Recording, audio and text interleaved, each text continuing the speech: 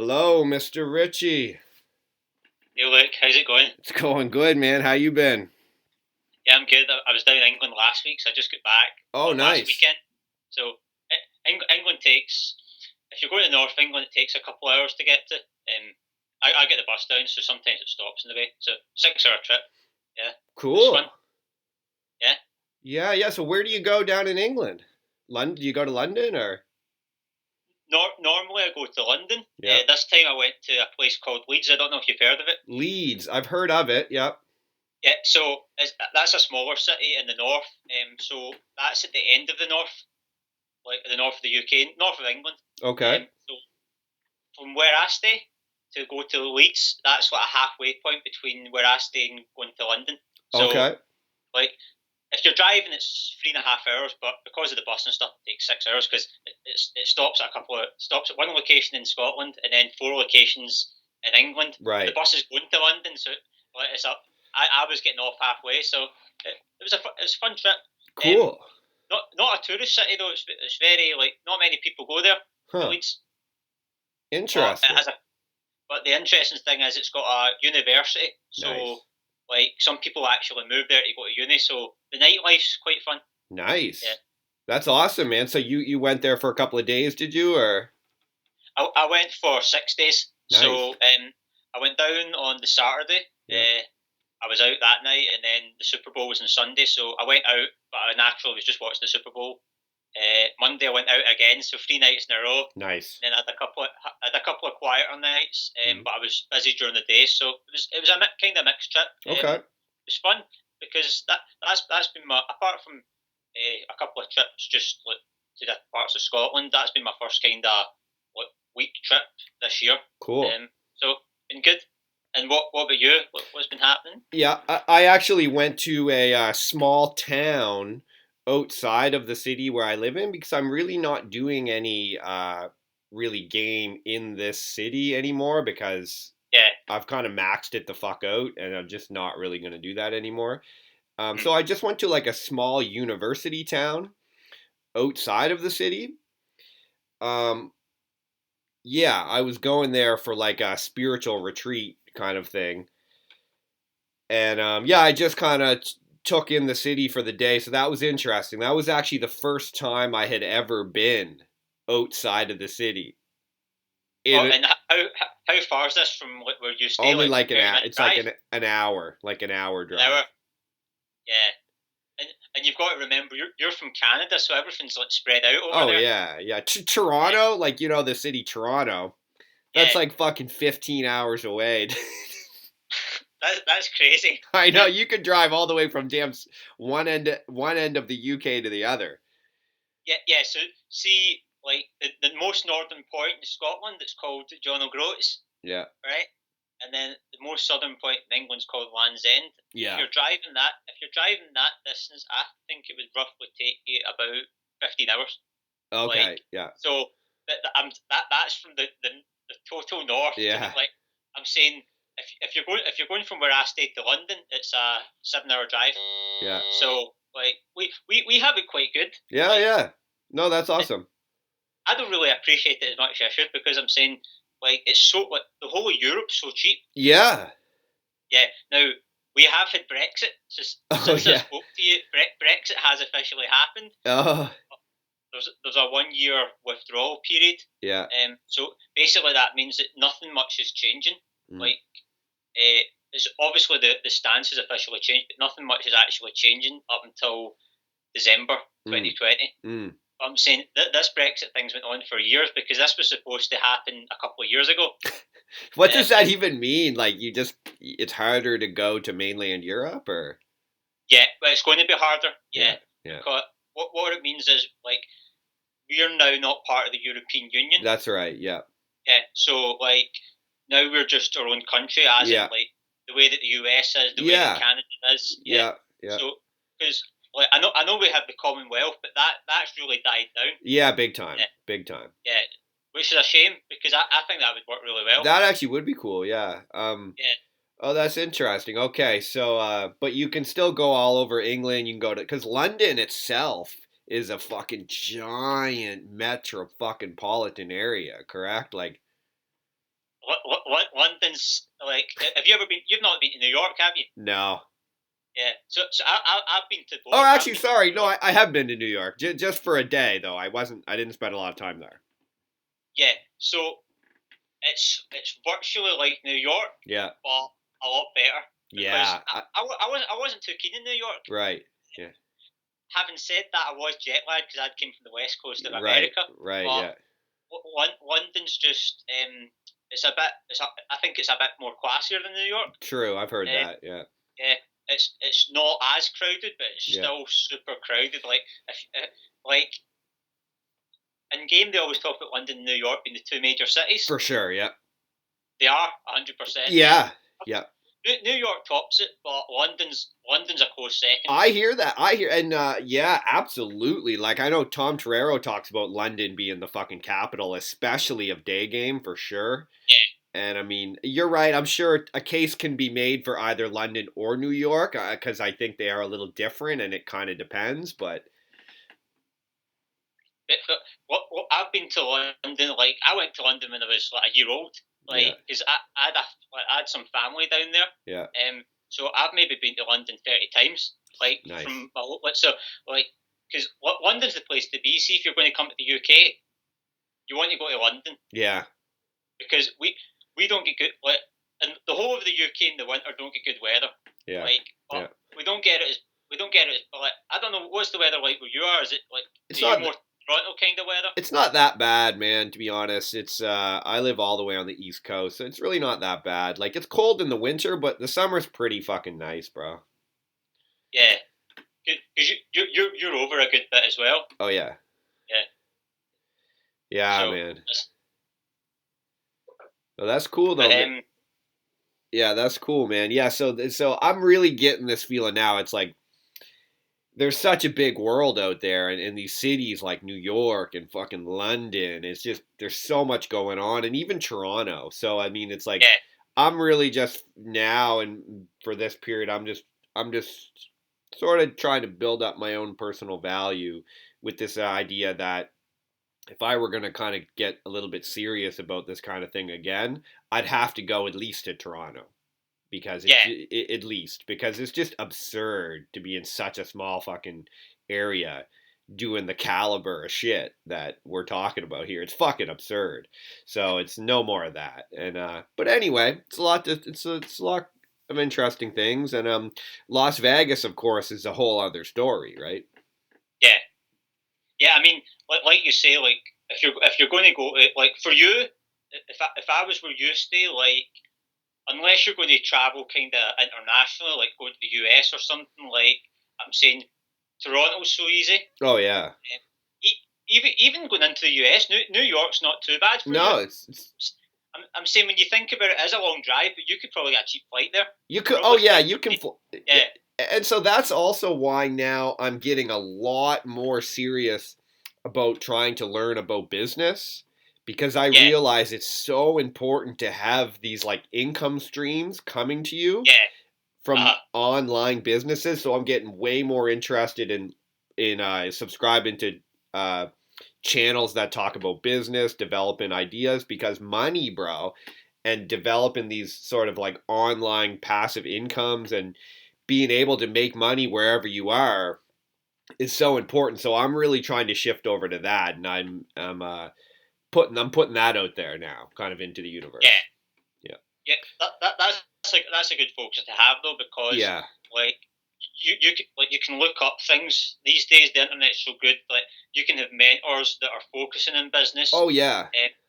A lot of guys that weren't in business transition over to business. For sure. Also like, and even if you look at like different some of the like dating advice companies, they've transitioned huge into that now. Like Max especially and Derek. I was just going to say Max. Yeah. Max fucking transitioned huge into like business, online marketing, and I think that's dope, and I think that's fucking awesome, and I'm trying to look into that too because it's like at the end of the day, it's like.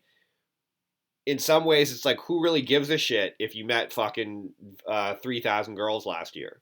Who really gives a fuck? Like, at some point, it's like, what's that even doing for me? Like, so, and I think a lot of those guys found that out as well.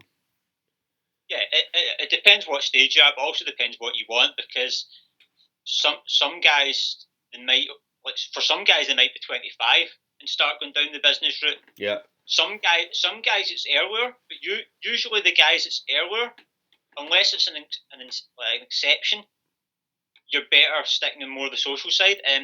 I Because agree. there's guys that are like 20 and they're all focused on the business, and then they're two balls deep in it. Yeah, and a lot of them guys are scared, right? They're like those guys. Yeah. Those guys will go into business because they're scared just to go and meet people. Yeah. Whereas the way that you're talking about like Max and stuff, he's done all that to a high degree. Yeah. Now, it's so easy to get into business because he can just take everything he's learned and transition it. Like, it's so much easier. Yeah. Even for myself, I'm starting to think like that a little bit. But I'm 28 just now, so I'm really holding it to 30. I'm just kind of keeping with the travel, just kind of enjoying the social. That's still my priority right now. Yeah. But there's a reason why, because I had to take time off for certain different reasons over the last couple of years with that. Yeah. So because I was kind of planning until I was when I was 28, then start going down the business route. But now I'm just kind of putting it to I'm 30. But they're all rough guides. Yeah, yeah. Like I might like. When's my birthday? August. So I turn 29. Maybe by 29, I'll think I want to go down the business route. So it all comes down to what you want. So that's the advice for younger guys. Like, because you show. But the problem with the younger guys is they don't realise what they really want. They just either go by what society wants, but which most. But even if they don't go by what society wants, they end up just going by what they want on the surface level. Like, let's go and make some money, but they don't really have the fundamentals to go. So they might make a little bit, but that kind of thing. Like, rather than just kind of like, I always think you're just better sticking to social until you're 25, unless you're the exception to the rule. That's what I think. And let's actually, I agree with that. Let's use that and sort of transition into some of the topics that we have, like, because I agree with that. Learning social fucking skills for a young man is so important, bro. And if a guy has to learn this type of shit, and it can take a couple years. I know we talked about that last time. It's like, bro, take some time and learn these fucking skills and go out and develop them, because it's going to impact everything else. If you don't have that handled and you just start making shitloads of money, you're going to get fucking drawn into some stupid relationship and fucking lose it anyway. Yeah, I mean, that's why we were touching on different topics the last time, but this kind of ties in that if you're a younger guy, if you take care of the social from, let's say, from 16, well, in this country, that's when you become an adult, so I'm just using that. So from 16 to 25, that's 9 years, almost a decade of your life, that if you really get the social down, everything else will be so much easier to do. Whereas, like, because even people like myself didn't do that. Now, I wasn't too bad, but, like, I'll give you an example of me. So I really struggled socially as a kid, but so I wasn't mentally strong, but I was physically strong, as in, like, I was very into sports. I was actually quite a popular kid. So, like, I didn't have any problem, as in, like, people picking on me and stuff like that, because I always stood up for myself. I never had a problem in that sense. I just couldn't associate. Like, I was fine with a group of guys on their own, and I was fine with a group of girls on their own. I wasn't good with mixed, like most guys are. But I started pushing myself just more in a natural sense. Like, so even when I was 16, 17, I was doing a lot of social things. I was doing things like the way that I would tell a 16 or 17-year-old to do now. Problem was, when I got to 18, that all changed. Then I stopped socialising. Like, now, I still done bits, but I was just more doing bits and pieces rather than keeping it kind of flowing. Now, I was doing maybe too much socialising at 17. So I could have took it back a slight degree, but I ended up flipping it. There's like two major reasons for that. Like, One was I got a bit burnt out because I had been really doing socialising in 16, 17, right? Mm-hmm. But the other reason was maybe 75% of my friends were a bit younger, so they could get to the nightclubs and stuff like that. And at that age, like I wasn't even that fussed about doing the nightclubs, but I should have been more fussed. Well, yeah, and a lot of it too is like a lot of guys think that just fucking boozing, like just drinking and going out with a bunch of buddies, they think that is like somehow gonna result in them getting success with women, I guess. Like guys think that, and that's not true, man. Like that is not fucking true. Like you just randomly going out. I'm sure you see this in fucking London all the time. You just randomly going out with 6 or 7 of your fucking buddies that you all played on the fucking football team together or whatever. You all like the same fucking footy team, and you guys just all went out to the pub to watch a game for a fucking hour and a half and had a bunch of beers, and then you wander over to the nightclub or some shit. It's like, bro, that's not gonna equal you learning about how to fucking engage with women properly. Yeah, that's not gonna happen. It's not because like I can probably paint that example for me because like I was saying, like I was going out and drinking 16, 17 out with the buddies, all that as you're talking about. Did it transition to more success with girls? On the short term, yes. A little tiny bit. A lot, actually, quite a lot. Okay. But here's the big catch. Okay, it wasn't long term. It wasn't long term success because, like, what happens when you're sober? Yeah, right? Nothing. Yeah, no, it's worse because now you know that you've got that ideology as in, oh, I had that success. I should be having success. I'm a cool guy. Remember when I was cool that night? I'm cool, right? Nah, man, you're not. Everything you're saying, I agree with. Yeah. Really, and that because like, and all I'm painting is for guys that go out drinking. Yes, you might get that little extra success because it gives you that liquid courage, right? But it's not the way you want to go about it. Nah. You should just drink the other way. Yeah. I don't mind having a few drinks just for the fuck of it because maybe once a fortnight or something. All right, I'll have a couple of drinks. Yeah. And then that night, actually, like you're not even out to get girls. It's just maybe naturally. That's a different story. That's different. Like, yeah, but like guys, the guys that go out Friday, and this is big in the UK. I bet it really is. Big. Oh, it's worse in Scotland, but it's still bad in the whole of the UK. Oh yeah. Yeah, and it's 100% true. It's like you might, if you do that, you might the odd time randomly end up going home with some fucking girl, or you might meet a couple girls out, but it's so much like investment. Like you're spending all kinds of money, boozing. It's all just random. It's like you're just hoping that maybe you meet a girl. It's not even the girl you really wanted to meet.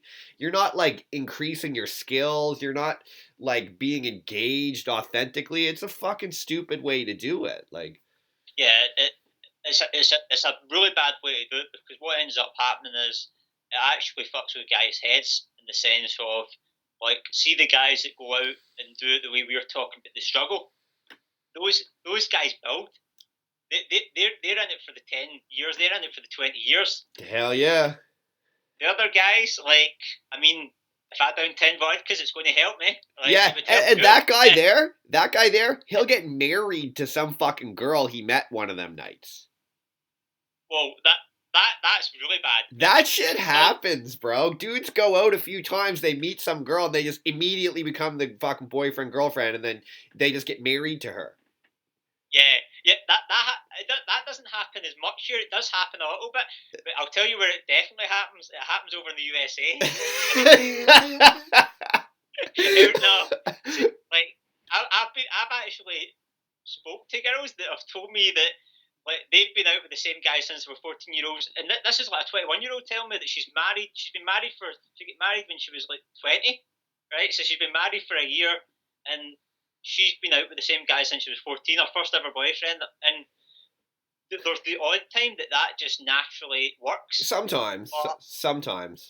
99% sure that there's issues with that to some degree. I'm not saying that it's issues as in they'll split up, but it's either issues as in even if they get on well and they keep together, part of them will still think part of them will still think did I miss out? Like that's what I think. It's like that.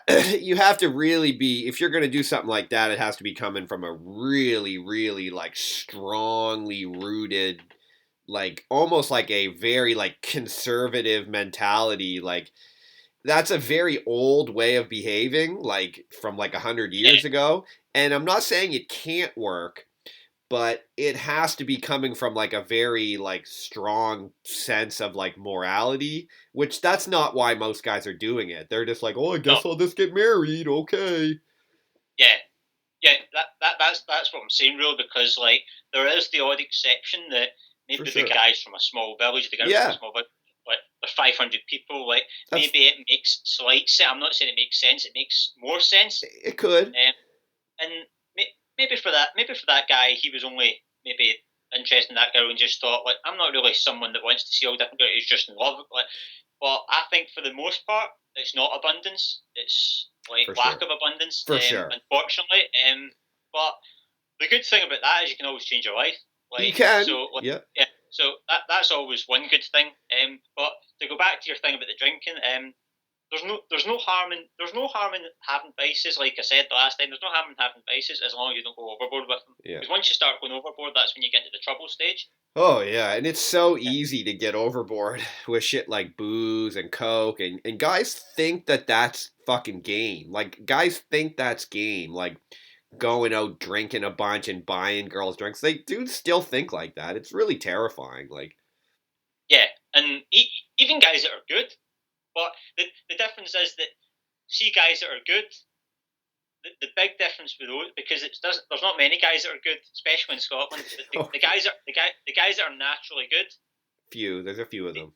They, they still over drink and they still do it, but at least they've got the fundamentals. Like Yeah, at least they they've got that.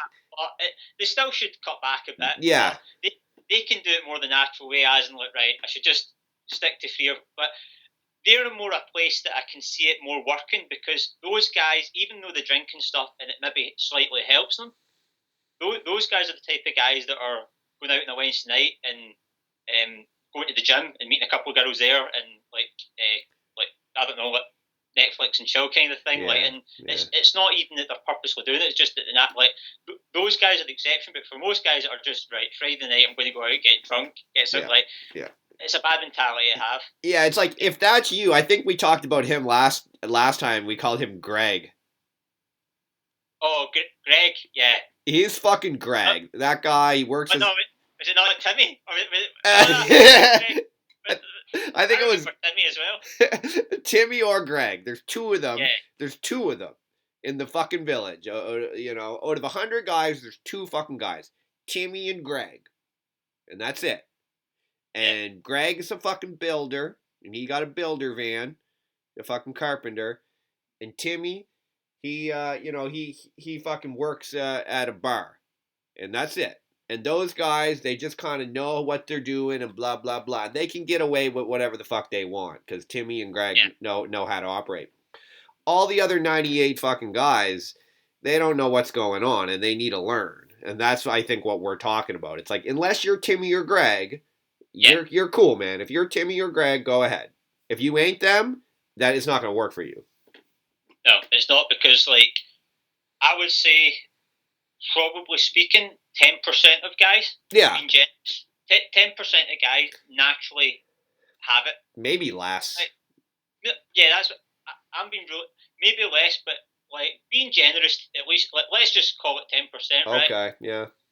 And then you've got maybe another 20%, so that takes you up to 30 that are average guys. Yeah. Average. Yeah. So they're kind of not bad.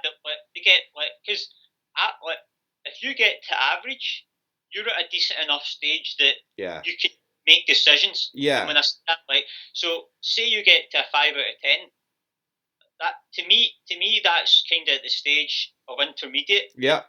Like, yeah. That's all some guys have to be. Yeah. See once you get to intermediate, you could start saying, right, I'm going to get into my fitness now. Yeah. I'm going to run a business. Yeah. Like, yeah. Once you get to that stage, you've got it covered.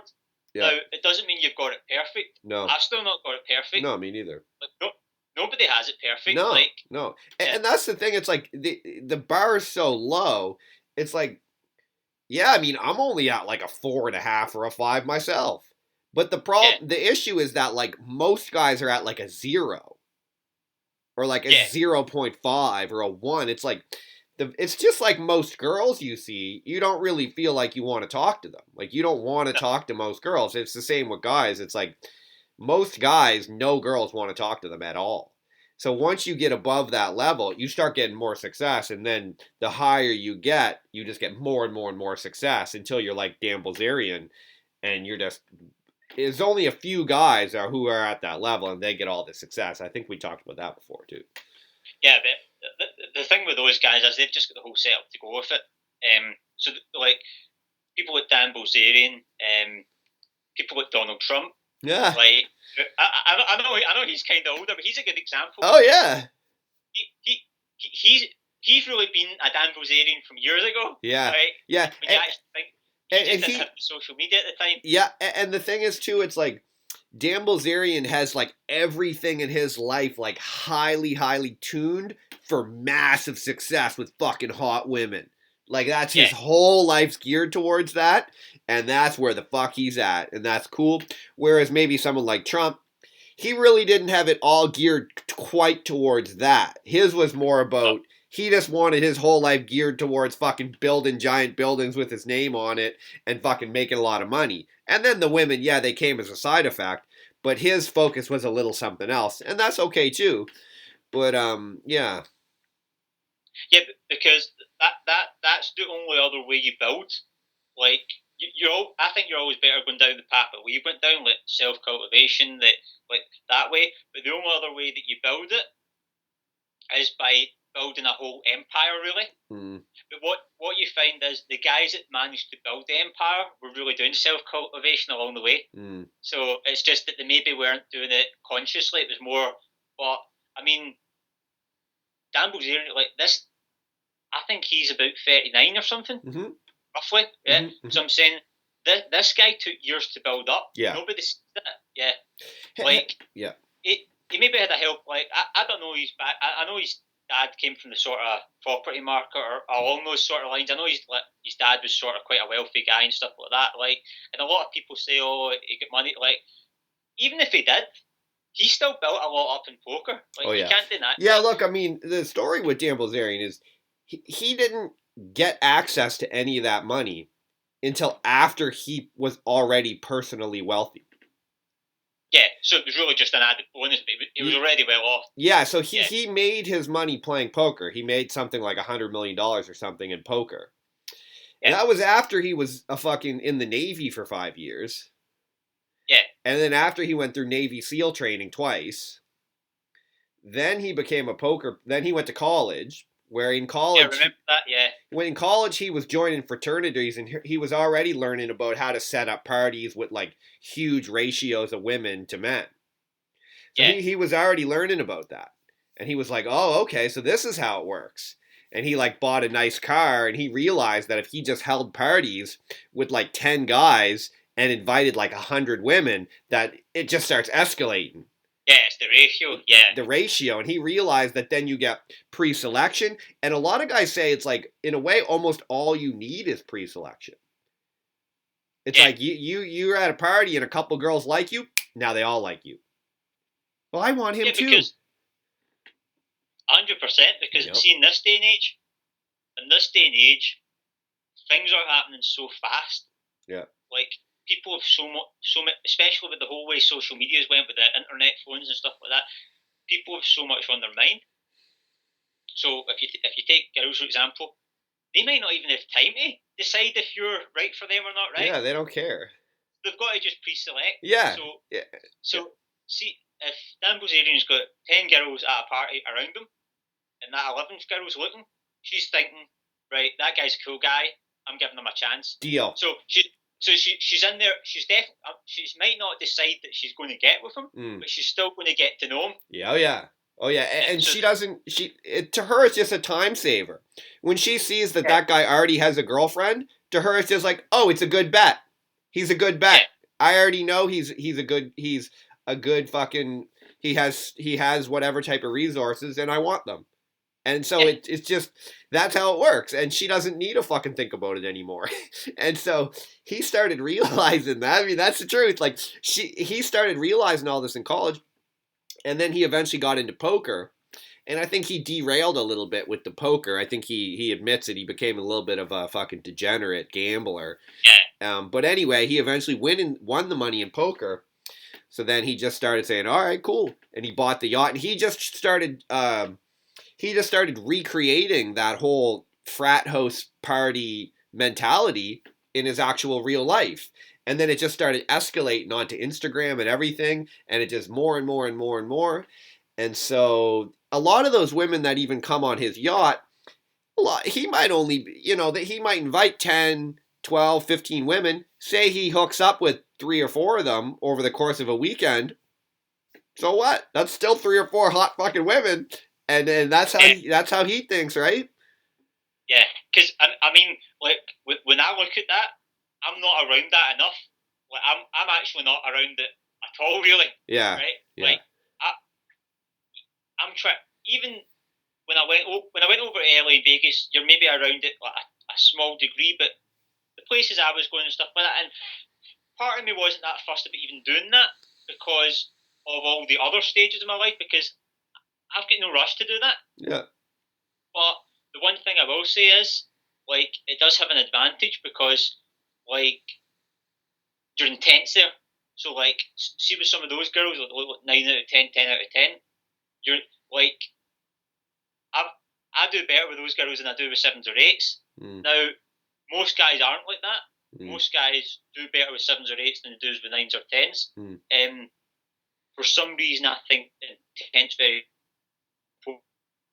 Like, if I've got, I'll just go for it more. Now, obviously, most of the girls I meet at the clubs and nightclubs and stuff like that, you'll get the odd 9 or 10, but the majority are 6, 7, 8, or even lower. Right? So that's just kind of like what I would expect, especially from my town.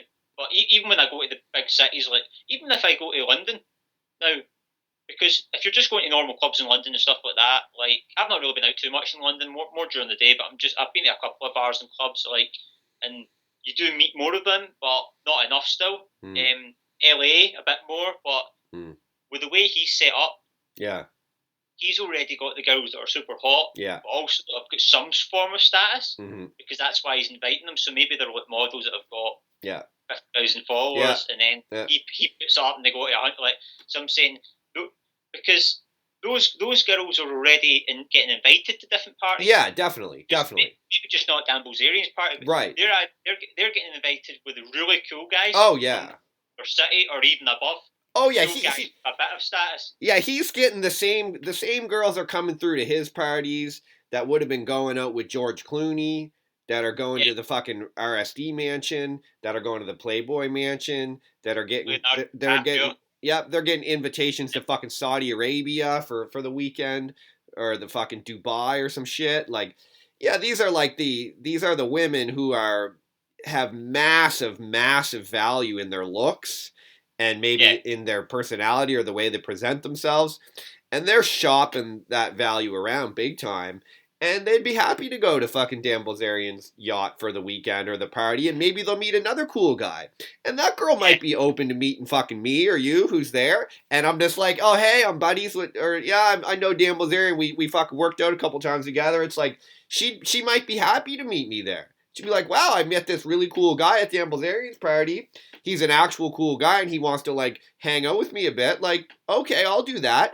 Because you got to remember, like, her getting flown around to fucking yachts on Dan Bilzerian's yacht or the Playboy Mansion or the fucking Dubai, it might be cool for her for a while, but she still fundamentally wants to meet a fucking really cool gangster man who's on his purpose, right? She's still open to that. It's like a cool fucking guy. So that's where someone like you and I, we position ourselves in that place. And when we're waiting for that to happen, we're still meeting all the other girls too, right? Because we have to. We have to. You have to, because like you say, if you get invited to these parties, and you take the opportunity to go to the parties, right?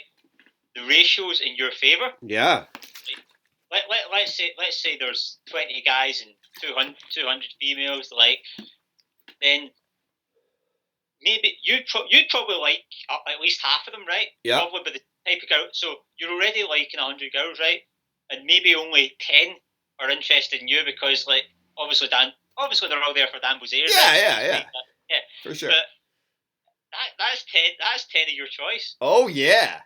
And you've got to remember that this is an upward scale now, because most of the high quality girls that you're meeting don't have a high quality lifestyle. Right. Good point. That's the difference. Good because point. Most girls that are 9 or a 10 don't have that lifestyle. No. Most girls that are 9 or a 10 have a higher lifestyle. Yeah. But it's just normal high. And what I mean by that is they maybe go to university, right? Yeah, and they make like $700 in the weekend at the coolest bar in town.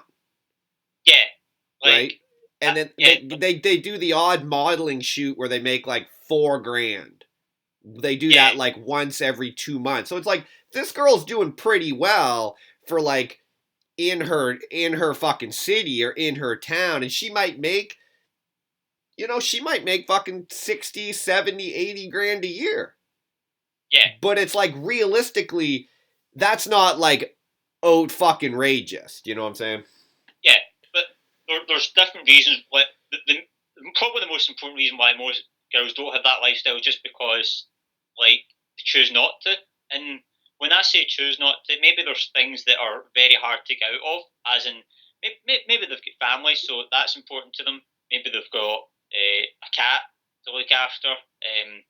Maybe they've got a boyfriend already. Yeah, she could, yeah. They've got a good job, so they're not wanting. So I'm saying there's so many factors that it's very, like, because for some of those girls, they'll get that one offer, and it's where, like you're saying, like the modelling and stuff like that, right? So they do the modelling, but it's maybe the additional offers that they're not taking or they're not really pushing towards. Right. But they don't have to, because, like, you don't have to have that lifestyle. But the thing is, like, the girls that do have that lifestyle are like 1%. The same as the guy, like even lower than 1%. But I'll just use that because it's quite a good number. Like the guys like Dan Bilzerian, 1%.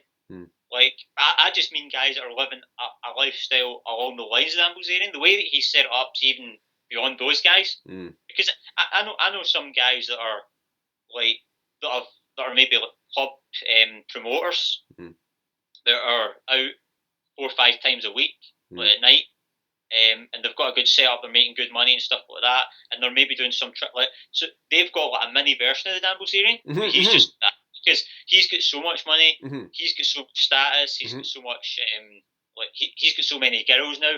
In the terms of like, so people associate Dan Bilzerian with the guy with the loads of girls, which that's another thing that he's set up really well. His image, like most girls. Now I think he did have a girlfriend for a while, but most girls know Dan Bilzerian is not the boyfriend material. So but the thing is, if he wants to be, I'm not saying every girl, because obviously because he's set up that way, some girls will get turned off by that. Not many though. Not many. Yeah. Like, that's the funny thing. Look how funny that is. Very few women will be turned off by that. No.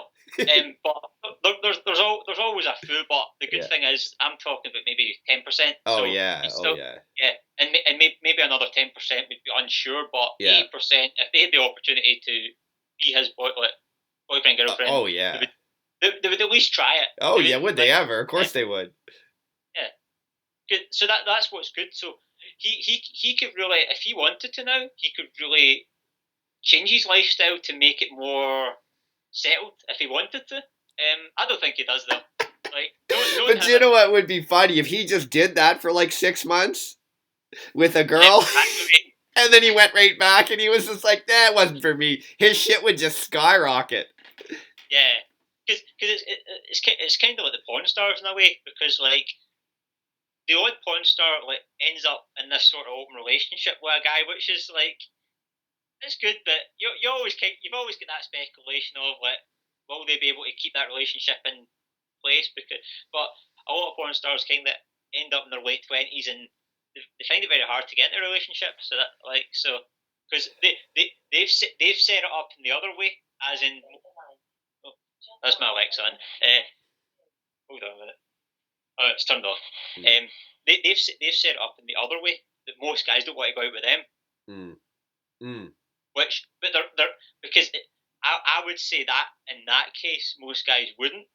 Mm.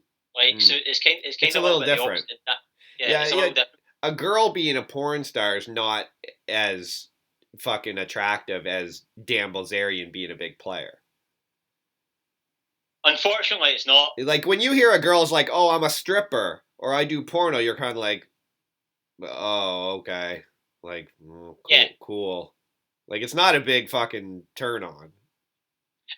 It doesn't really bother me, but in terms of actual girlfriend, I wouldn't rule it out, but it's unlikely. Yeah, and I'm not even saying it's like a big deal breaker. It's just not. It's like she was like, "Oh, I'm an accountant," and I'm like, "Oh, okay." Like I don't fucking care. It's the same. She's like, "I'm a stripper," and I'm just like, "Right on." Like it's not a huge thing. Like whereas if you hear Dan Bilzerian's like, "I'm a fucking baller. I'm a massive pimp and a player," the girls are like, "I like that." Yeah. but here's where it ties back now to like how can people become more masculine? Right. Like, yeah. See when they see people like Dan Bilzerian, that's good examples. Yeah. But the big thing is most guys don't have to be like anywhere near Dan Bilzerian. Like most guys don't want to be. Most guys don't have to be. Now, like, would I like to have his lifestyle? Part of me would. But the point I'm trying to make is like there's quite a lot of stress that comes with that as well. Yeah. And people don't realize that. If you, I don't know if I mentioned this last time, but if anyone wants to get kind of an inside look at Dan Bilzerian, watch his Ignite House YouTube channel. That's his cannabis company. He has a YouTube channel that they film at his house, his mansion in Beverly Hills, every week for a couple hours. And it's just like a live stream. I've been checking that out a little bit. Yeah, that's a very if guys want to watch that, you can really get some nuanced fucking understanding of things through that because you can get to see how he behaves in his everyday life.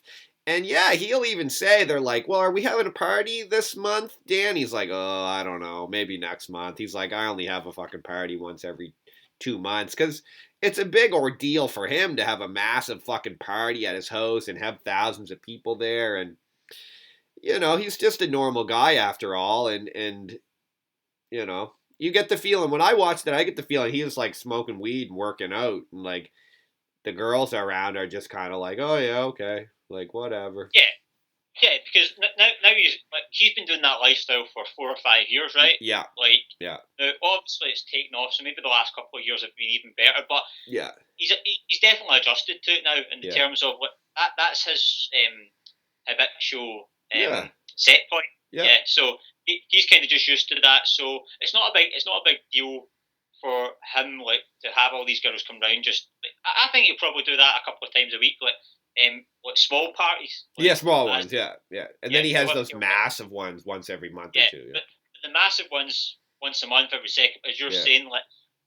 That's a lot of planning. Now, obviously, he's got a team, but he's still got to sort it. He's got to think like, right, I've got to make sure that route, like I would be slightly stressed, but it'd be so much fun. But that's why he's only doing it because number one, like you make the most of it. So if it's happening every second month, that makes it more exciting. Yeah.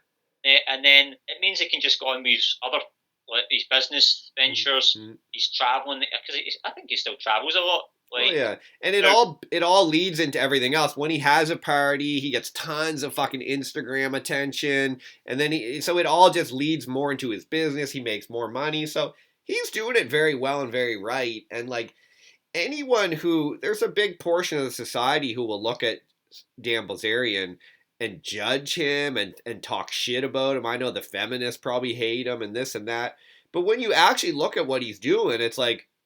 He's absolutely doing the fucking right thing. Like, he's doing exactly what he wants to do.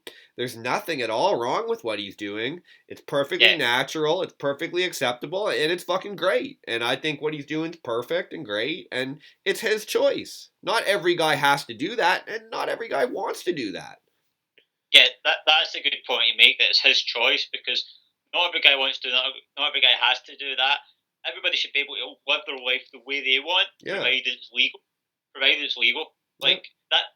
As long as you like, and most people stick to the law. So there's no like, Yeah. as long as you're doing things by the way that that country's set out by law, Mm-hmm. and as long as like you're kind of just keeping, you're doing this, you're doing that, like you're living life this way, you're living life that way. It's your choice. At the end of the day, as long as there's no illegality to it. When I mean like doing things illegal, I mean doing things really illegal, as in like or breaking the law in general. But you know what I mean, like the real there's people like that are going and robbing like old women on the street. Like now, I can't see any like the majority of people obviously think that's morally wrong. But even if you think that's morally right, legally it's so wrong that if for some reason the guy's head's screwed up that he thinks that's morally right, even by it being legally, like he shouldn't be doing that.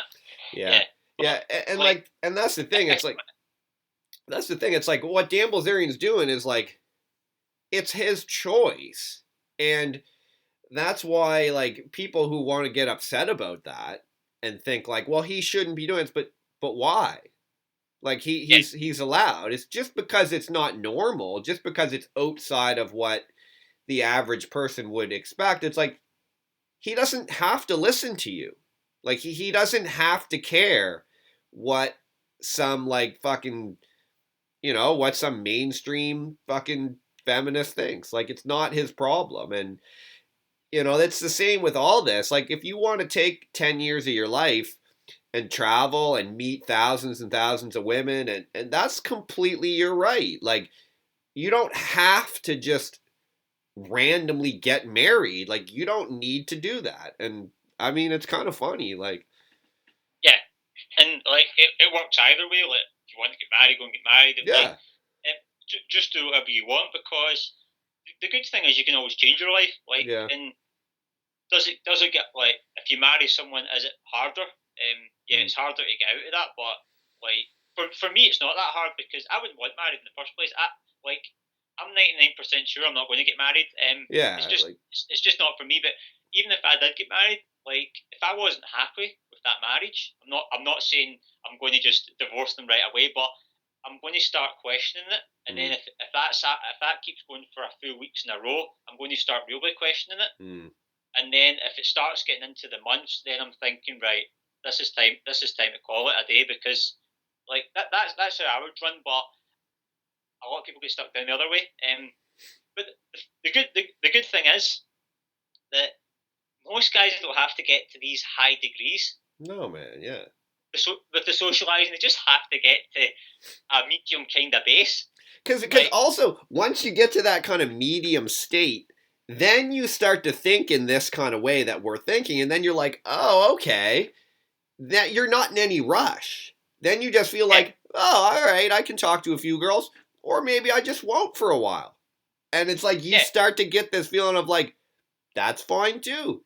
And it's cool because you don't have this feeling of like, I'm missing out.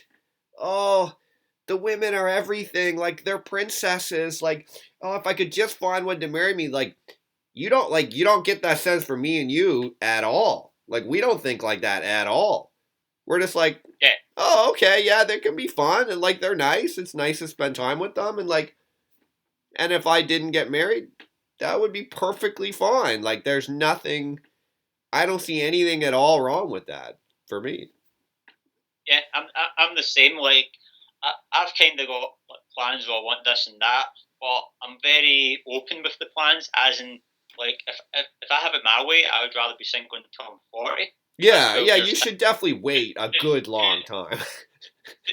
Yeah, just straight up being single. Yeah, fully single, just being straight up for 12 years. But the thing is, like, what happens at 32? You meet someone, you really get on with them, Yeah. like, and really going well, and you've already, are you going to say, oh, I've got to wait? No, you can just try it out, and then if it doesn't work out, then back to the plan. If not, then the plan slightly changed. But like the thing is, it's coming from that sort of good mentality rather than like, oh, I've got like, because there's no desperation. Yeah. Like it's not like, oh, like I'm 20, like this guy's 23 or 22, and he's saying I've got to get married by 2 years, and like some people have it worse than others in that case.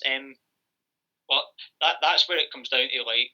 I'm just going to plug my battery in a minute because I think it's getting low. Okay. So I'll just fix that. But I'll just finish off with this thing.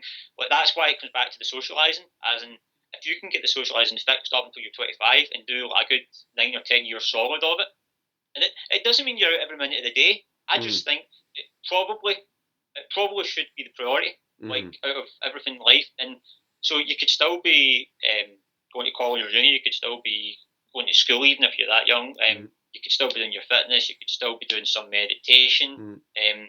But it's just if that your friends are calling you out to go to the nightclub, you go, or that girl's calling you to come watch it.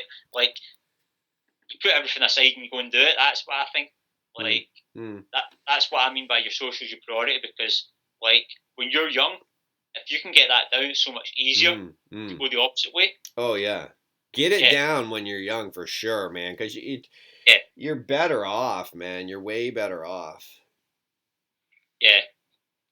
So I'll just finish. Yeah. Go ahead, man. I'm gonna grab it. I'm gonna grab a sweater right quick. Yeah, no problem. Yeah.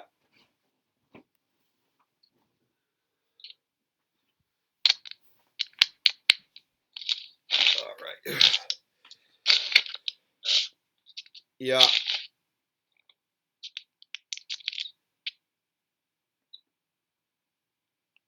Can you still hear me? Yeah. Yeah.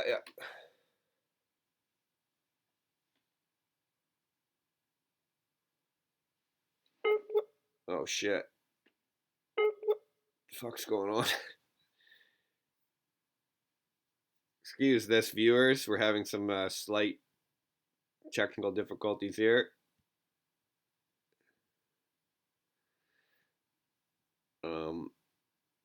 1 second. Sorry. Oh, fuck. 1 second. I'm just going to call him right back. Friends. Apologies. Apologies for the technical difficulties.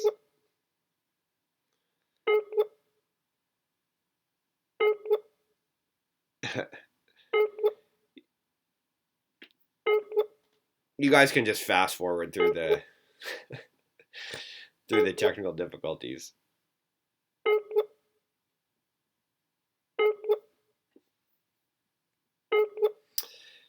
So, oh fuck.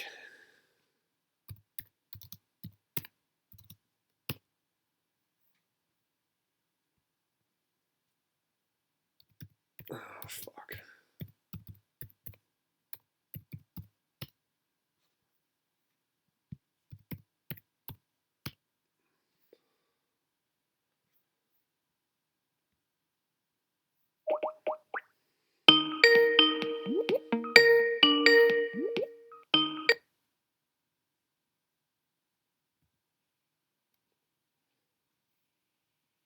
Hey, bro.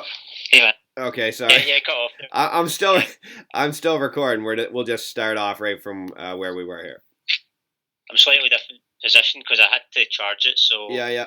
Let me just try and see if I can. Yeah. Like. Is that okay? Yeah, just 1 second, and I'll. And you guys can just fast forward through that little part right there.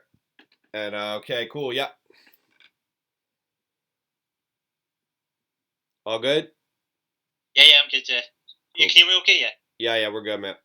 All right, I'll put a little note in there to for people. You can just skip ahead a few seconds to skip that part. So yeah, all good. Yeah. Okay, yeah. So anyway, we explained a bit about Dan Bilzerian and all that. I think that's good. It's good for people to know. Good for people to hear. Yeah, if you want to learn a little more about him, check out that Ignite host on YouTube, or check out the video. There's a video on YouTube that he made with RSD Luke. Oh, did he? Yeah. Yeah, it's there's two videos about half hour each, and he sat down with Luke from RSD, and they made a video together where he was I'll have just to check that. yeah, it's underground shit. I actually think it was on a I think actually it might have been on a program that Luke released, and but I just happened to Google it or YouTube it, and maybe someone put it on. I don't know. Maybe it's been taken down, but check it out if it's still up there. It's pretty interesting to see. Yeah, I've not seen it, but I'll try and find it anyway. Like, it Yeah, should be yeah. up there still. Yeah, Where he that actually would be a good. Yeah, where he actually talks about like how he set things up. Because man, Luke's fucking a legend. The way he moved his way into like the RSD circle and the Las Vegas stuff. Like holy fuck, it's impressive. Yeah, because like he's not one of the ones that I've watched the most. Yeah, me neither. Like, I haven't either. but he's a bit of a dark horse. Yeah, I he think. is. Yeah. Yeah, because he's really into that whole setup, Oh yeah. social circle and stuff like that. That was his big target audience. Like with the whole RSD, like that was his whole like structure. Mm-hmm. But that's really what he put in place because like everybody had their kind of niche thing. That was his niche, like how to set up the social circle and how to get invited to these cool parties and stuff. Because he was into that. Which in Vegas is the place to do it. One of the places anyway. He talks about how the only city that matters is Las Vegas. That's what I heard him say that. Yeah. And that might be a little extreme, but I think from his perspective, it makes sense. I think it's the easiest city. Yeah. Yeah. But I think certain guys would get absolutely blown out the water there. Yeah. Because if you're just an average guy, the whole city is just going to see you as just a fucking mark that they can just extract money from. Yeah. That's the thing. There's so many pitfalls in Vegas to begin with. Yeah. That if you're coming up the ranks, like now, I partially learned coming up the ranks in Vegas. Yeah. Yeah. Now, the one thing in my favour is there's not many Scottish guys out in Vegas, so that's a massive advantage. Yeah. The disadvantage was the level I was at. Yeah. And sort of like the whole setup. But the thing is, I still think probably outside my hometown because my hometown's not that easy, but it's easy for me. But it's not easy because it's not got a large amount of people. But I know it inside out. Like I know everything about. So that like I've got the setup here. Like problem is the volume here, but like I could even like there's people like there's a couple of towns nearby and there's a big city nearby. So like outside of that, but and I would say Vegas is probably the easiest place I've been to. That's cool, man. Yeah, because it's like I don't know. I'm just get this feeling that like if you had some income coming in, like even if you just were making like $1,000, like a couple $1,000s a month or something, online. It's like just imagine what you could do with that. You could rent a room in a small flat in New York City or in London, and you could just all day long just be going about your business, meeting girls, going on dates, running your little business, trying to grow it, and just constantly improving your game. Like just imagine, like I think that's how you get really good is by doing that. Yeah, I think it is because like that brings me back to like the point of like. Although I've got the whole thing in my hometown, yeah, I was going out of my hometown, like to begin with. So, because like quite a lot of the instructions that advise that you stay in your hometown, you get good there first, and then you go. Yeah, that's good advice. That is good advice. I think for most people, it is good advice. For me, it would just never worked that way because I was probably just not like I get started, but not to the degree that I did when I went traveling. Because when I went traveling, I was going to like LA. Then you went fucking hard, bro. That's gangster. I love that, man. I love that shit. Yeah, but that worked. That seemed to work. Yeah, that's cool. But you've got to remember, I was still doing a lot. I was doing a lot in Scotland for a whole year before that. That's right. And see, that's the key. I think if you put in a bit of time in your home area for a year or so, and you get the fundamentals down, then it makes sense to get into a bigger market because then you're hitting the ground running and you're like, oh, I know how the fundamentals work. Let's fucking rack it up, right? Yeah. I think you're better getting the fundamentals down now. Yeah. I didn't have the full fundamentals down. Right. See, that makes it hard. Yeah, but I was at least closer to it. Okay, yep. Because you had a good year under your belt, so that's a start. And you really need like a year or two, maybe 3, and then you're fucking hammered. So maybe a year or 2 in your hometown, bro, you're probably ready. Like, yeah, you're probably better getting to the kind of the decent stage as we're talking about. I think so. Then after that, you don't have to go to New York or London, but it depends what you're wanting. Because some guys want that, so then it all comes down to what you want. True, yeah, that's a good point too. Because some guys, after they get intermediate, they're like, "Well, this is nice, but I can't be fucking bothered with this anymore. I just want to learn how to, fucking paint or something and enjoy that in my life." And that's cool too. Yeah. But what I have noticed, and I don't know if you've noticed this with guys from your area or stuff, but what I've noticed with guys from here or when I went traveling and stuff like that most of the ones that are from the small towns or the cities that don't have that high tourist rate or stuff, they don't really get it done. Like, I've noticed that the guys that seem to get really good, usually they're in the good locations. That's a good point. Like, yeah. So, I still advise that you're better getting good in your hometown because some guys do get really good in their hometown. It's just that it's quite rare. Yeah, it is very rare. Yeah. Very rare. I would say the number one thing that I noticed with guys from that I've met here, and I've met them all as far as I can see. The number one thing that happens, guys at first think it's great. And they're very keen, they're very interested, and they really want to learn about it. They want to watch all the videos. They even want to come out a couple times. And that lasts for about 6 weeks to 2 months. And that's probably what happens. 6 weeks to 2 months. Maybe they might get a little bit into the 3rd month. And then what happens is they absolutely fucking stop and quit permanently. Because they realize it's not just what guys think is they watch a couple RSD videos, and I love RSD, we both do. They watch a couple videos and they think they found like a cheat code. And they're like, oh, I get it. It's a little cheat code. And they go out a couple of times for a month, for 6 weeks. And as soon as they realize that it actually means they're going to have to fundamentally change who they are, they just completely fucking quit. And I've seen this over and over. I've probably seen 8 guys do this, 10 guys do this, and they just never come back. And some of them even fool themselves. I've even seen guys like fool themselves and just think like it's crazy. They still think that what they're doing is right and stuff. It's super fucked up. Like, so that's what I've seen over and over and over again.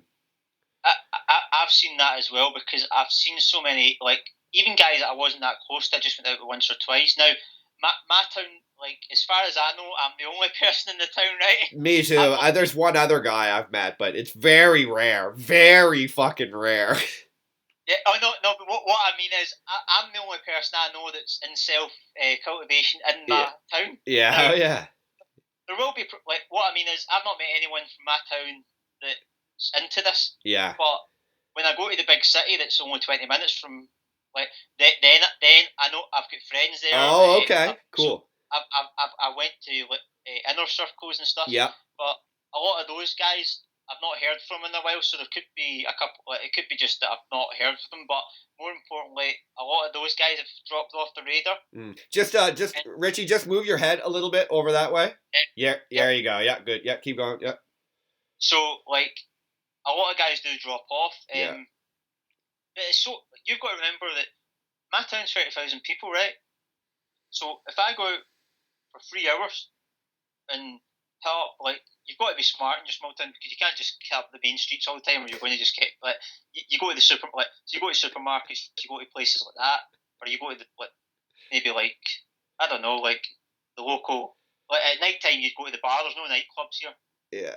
That's why I like going to into the city, because there's a big nightlife. But regardless, there's not much volume you can put in. Yeah. And this is where I find that most guys don't put enough volume in. Yeah. So then they don't get the results. Yeah. Now, the results are going to be very minimal to begin with anyway. Yeah, definitely. Because they're not putting the volume in, yeah. there's literally no results. Yeah. So that's why usually the guys that get really good have got the location set up. Yeah. And usually if they're travelling, the lifestyle's a bit better anyway because maybe it's cooler. better weather. Yeah, and it's cooler, and you're traveling, and it's just like you got a bit of a momentum about you, and for sure. Yeah, because that's what I liked about traveling. Because when I was traveling, I was in these hostels, so I was going out doing it, but I also had the kind of the easier setup in the hostel because there's loads of guys and girls there to just meet other cool people. So the setup was a lot better. Mm-hmm. So I did have that year under my belt, which was good because I think that did help me. But I still think if say I hadn't went and travelled and I kind of just kept doing the way I was doing it, I would have got slightly better, but it took so much longer. Yeah. So, but the thing is, I still think you're better sticking to your hometown for a period. Because if you could manage to get the fundamentals down, it's amazing. And then you're ready. It's like at this point, like imagine if you and I were able to get linked up with some online business guys, whatever, and get a sort of business running in the background that supplied us with like $1,000 a week or something, and we rented a flat downtown London, and the priority was like, let's just fucking hammer it out for a year, and we both have the fundamentals down, and we were working together. Man, the results that would start to rack up would be fucking enormous. Like, we'd both grow exponentially. Like, we would both move from intermediate in the span of that year. We'd probably both move to advanced. Yeah, 100%. Because, like, if you're going solid for a whole year, you're already intermediate, but you've got the location and you're out with someone on your level roughly. Oh, yeah. That's going to be massive because that's three major things. But that's the only difference between intermediate and advanced. Advanced are just more consistent. Like that's really it.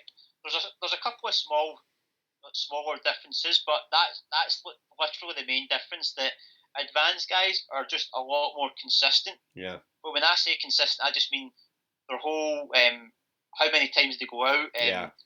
Like they're just a lot more like consistent with day and night.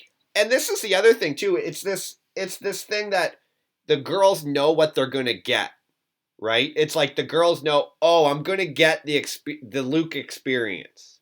I'm gonna get the Ritchie experience, and it's a highly tuned fucking machine that produces this experience.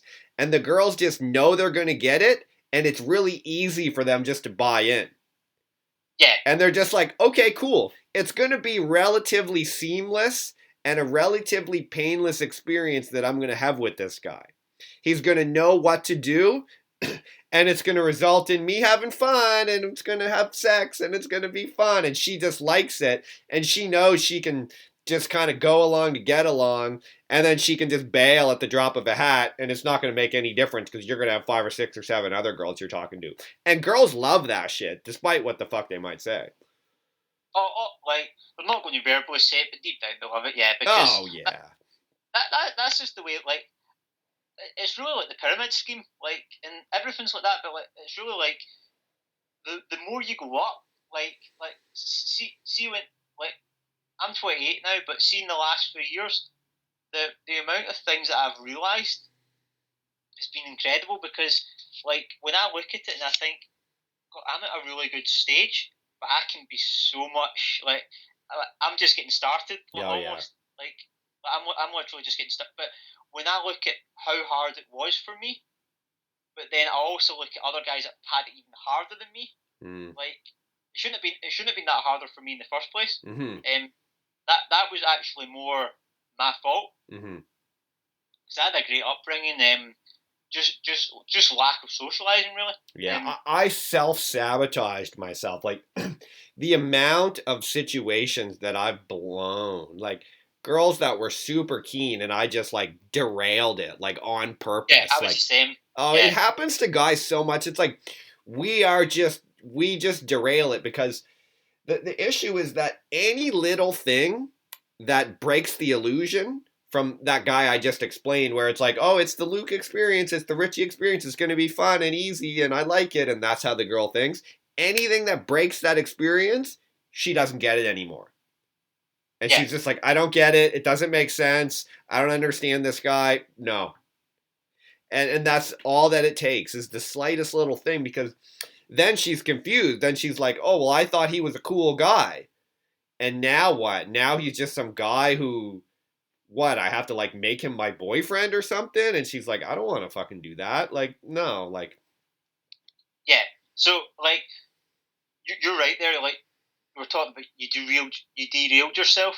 oh, I, yeah. I, I was also like that, but the reason that I was derailing myself was actually like because I wasn't going out frequently enough. Like so, but I was when I was before 18. Like from high school, I wasn't doing that much, but I was doing enough to get by. It's just I was not naturally social. Like now, I was lucky because the looks went in my favour, and also because I was playing sports, that went in my favour. Now, the thing is, when you play sports here, it's kind of cool, but it's not the way that it is over in America. As in, if you play sports over in America, you're like that. You're like a massive, like, popular person. Do you get what I'm saying? Like, yeah. Over here, playing sports just makes you a bit cooler, but it's not like you're like. So I was quite popular, but the problem was I self-sabotaged myself just because my social skills weren't that good. Yeah, I just me didn't too. know what I was doing. But I started going out more, but then when I got to 18, I started for 3 years hardly doing anything. Now, I went to college in that time, stuff like that. So that year, kind of, I was getting back on track, but then that was 2 years. I went to college twice. I went when I was 16 and went when I was 20. But when I went when I was 20, I'd already not been doing much for 2 years by that stage. So when I was going to college, I was just building back up a bit of my social skills, but they were still way off. Oh, yeah. And even if they're a little off, it fucks it all up. Like, you can't even be a little off. It's like it needs to be it's like a BMW. It's like, yeah, you got an amazing BMW in the garage. That's cool. But if there's one spark plug that's loose, it's useless. Yeah. And that's what it's like with a guy who's doing his game, who's running his game. It's like if you got a lot of things going right, but one thing's wrong, she's just going to notice that one thing wrong, and it's not going to work. Yeah, it's like a car breakdown. Yeah, you're going to figure it out. Yeah, if one of your wheels isn't working, there's a problem. Big problem. Yeah, you ain't going nowhere, and she ain't buying in. She ain't jumping in the fucking car, bro. Yeah, but I mean, like, so by that point, like, I was still going to nightclubs once every 3 or 4 months. So I went maybe... That's not enough, bro. You need to be like 3 or 4 times a fucking week, and you know that shit. Everyone knows that. Yeah, but I didn't realise this at the time. Like, you're just like, I'm going out once every 3 months. Why isn't it working? I talked to fucking 10 girls. What? I talked to 10 girls once every 3 months. What the fuck's going on? Well, I wasn't even doing that. Oh, Jesus. Because that's where the ego was coming into, because I'd I had some success before I got into this. Yeah. Right? Yeah, me not too. Much, a little bit. But when I was going out, I was thinking, what was I doing then that I'm not doing now? Oh, God. And now I know the reason. I just wasn't going out frequently enough. I just wasn't social. But I'm saying at the time I didn't. So when I was going out, like, usually it was like nights out with a couple of people. So it was like a group. But the odd time it was just me and my buddy. And he was in the same level as me. But we did get by. But I'm saying, when I say get by, like, we were just drinking and just like... Yeah, that's not going to work. It wasn't... But there's not... Like I said, there was nothing wrong with it. It was the way I was going about it. I was putting way too much pressure on it. I wasn't just enjoying the night. And I've seen guys. There was a guy who I met a couple times from the inner circle, and then I saw him out a couple times. He never came back out like with me, but I just randomly saw him out, and he'd be out like boozing, like drinking. And I can remember I'd ask him, I'd be like, dude, what are you doing? Like, what are you doing? Like, come on, man, let's go. And like, it was so weird. He'd be like, oh well, I'm just I'm just having a beer tonight. Like I'm gonna go out later. I'm gonna go out after. And he was constantly like justifying it. It was so strange, man. And that's how all those guys are. All those inner Yeah, circle guys. So many of them. It's like they're living in a fantasy land. Like they create these ideas, and then when you actually get them out, they don't know what's going on. They have no fucking clue because they've built it up to be something in their mind that it's got nothing to do with that. yeah. Like I was in Barcelona at one point, like 3 years ago, and I kind of got involved with the inner circle Oh there. yeah, yeah. It's like, I know you know that guy, but I'm not even. I went out with a couple of different guys Oh, the okay. day after, Yeah. and those guys were beginners, but like it was almost like they put me in a pedestal. Right? Yeah, I know. That's what they do, Oh, man. yeah. So if they put me in a pedestal, they're going to put like what they're going to be like when they go out with the women or whatever. Oh yeah. No, it was just funny because like when I seen the two guys, so first impressions like they're not really important, but they're somewhat important.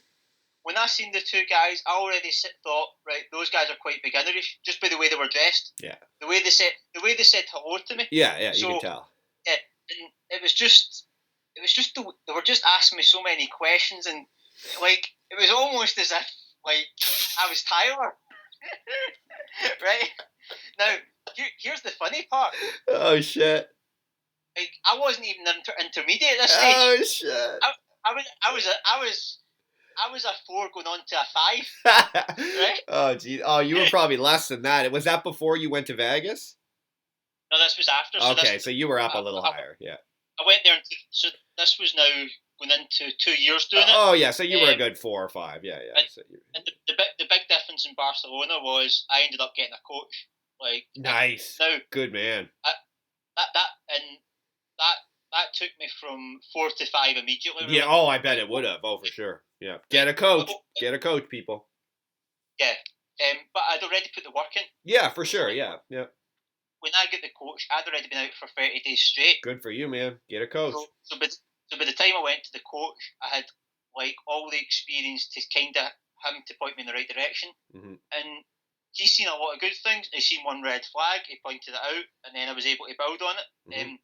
But the thing is, when you just going back to it, when you see these beginner guys, you think I'm actually doing okay, but you have to be careful with that because like see after I went to Barcelona and I didn't do the 30 days in Barcelona. I done half of it in Scotland, and then I was over there. I was over in Mallorca, so that's an island, and then I went to Barcelona. Mm-hmm. But I was over in Spain for 2 weeks, so I done half and half. But by the time I got back here, I was at the stage that like if I wanted to, I was good to just go and focus on other things and just put this, and I can go back to any time I want. Mm-hmm. That's not what I wanted because I want to get to an advanced level. I still do. Mm-hmm. But the thing is, I got to that intermediate stage 3 years ago. Like, but just intermediate, like, because I would say a 5's intermediate, so just to that 5 stage, like bang on 5. So I was just touching an intermediate. But that's at the stage where I knew what I was doing. I had the fundamentals down. Didn't have them perfect at all. Like nowhere near. Like I was still making mistakes. I wasn't as consistent as I could be. But I was at that good place that like I was at that place that I could retire if I want to. When I say retire, I mean I could take a year off and go and do other things and just I could have a girlfriend for a year and then say that relationship splits up. I come back and I'm a bit rusty, but I'm good to go. And that's really where you need to get. That's where a guy needs to get to that intermediate stage where he at least can understand how things actually work. And this is the key. A guy has to get out of this like blue pill fucking nice guy mentality. You have and where you think girls are fucking unicorns and princesses, and you have to get out of that into at least an intermediate stage where you see things as they actually are and you understand how things truly operate. And then from there, if you then want to be like, okay, I do get this. I do see generally what's happening. I've had some success. You know, it's just really not something that's all that interesting to me. I'd rather just work on my fucking general well-being and my fitness or a business, and I just want to do that with my life, really. And maybe I'd revisit this later, or maybe I'll meet some girls along the way, but at least I'll know authentically how things work. A dude, in my opinion, absolutely must get to that point, and there's no choice in the matter. I believe he must get there, and if he doesn't, he's leaving himself open for all sorts of fucking issues and problems that are going to come his way. And maybe we can talk about maybe some other stuff that we wrote down about that. But what are your thoughts on that? I think for most guys, that's the minimum they should get to. Yeah, the minimum, true. But no, but I actually think for most guys, that's really the max, because even if they're not going out and doing it that much, they'll probably naturally get a bit better anyway. So they might go from a 5 to 6 without really putting much effort in. But the thing is, that's the bare minimum. Yeah. But most guys wouldn't really want to go past that, I don't think, because if you're at a 5, you could probably have a full casual relationship, you could probably have a girlfriend. Yeah. You'll not have full abundance, but you'll have at least enough abundance to make decisions. Yeah. So I think for most guys, they can really start focusing on their business, they can focus on fitness, they can focus on all that. For some guys that want to maybe have a high leg count, or they want to get into more the coaching side, more kind of like the way that I am, or they want to just go to, like, they want to just build a massive status, kind of like, or they just want, like, for some reason they just want to really get more into it, then obviously those guys want to take it from intermediate to advanced, or go higher up in the ranks of intermediate, because there's all different ranks of intermediate as well. Definitely, yeah. But the thing is, that's literally the bare minimum a guy should get to. Yeah. Unless you're just an exception. But there's always exceptions, so I'm talking about the mass majority of guys. The majority of guys, like, that's going to yeah. keep you out of the range where you're going to get, like, severely derailed by some girl, or it's going to keep you from thinking, like, constantly believing girls are princesses and putting them on pedestals and any of that type of thing. And that stuff is what I think is the most dangerous. And I just think you need to at least get a guy away from that. And then at least he's kind of to a position where it's like he's done the bare minimum. And it's like, all right, man, at least now you're kind of secure. You can go out into the world and sort of operate how you want, and okay. Yeah. And I definitely think, like, for most guys, it's going to take at least a couple of years. Yep. To get intermediate. I would say an average at least a year. Yeah, for sure. For sure. Yeah. Definitely. If you're putting massive amounts of work in, you could get it done in a year. Yep. For me, it took 2 years. Yeah, me too. It took me almost 3, but it's hard, man. It takes time. I wasn't coming from a 0. I was like a 3 out of 10 before I got into this. Oh, cool. So yeah. I wasn't coming from, like, your dark 0 out of 10. But I know some guys that have been 1s. Yeah.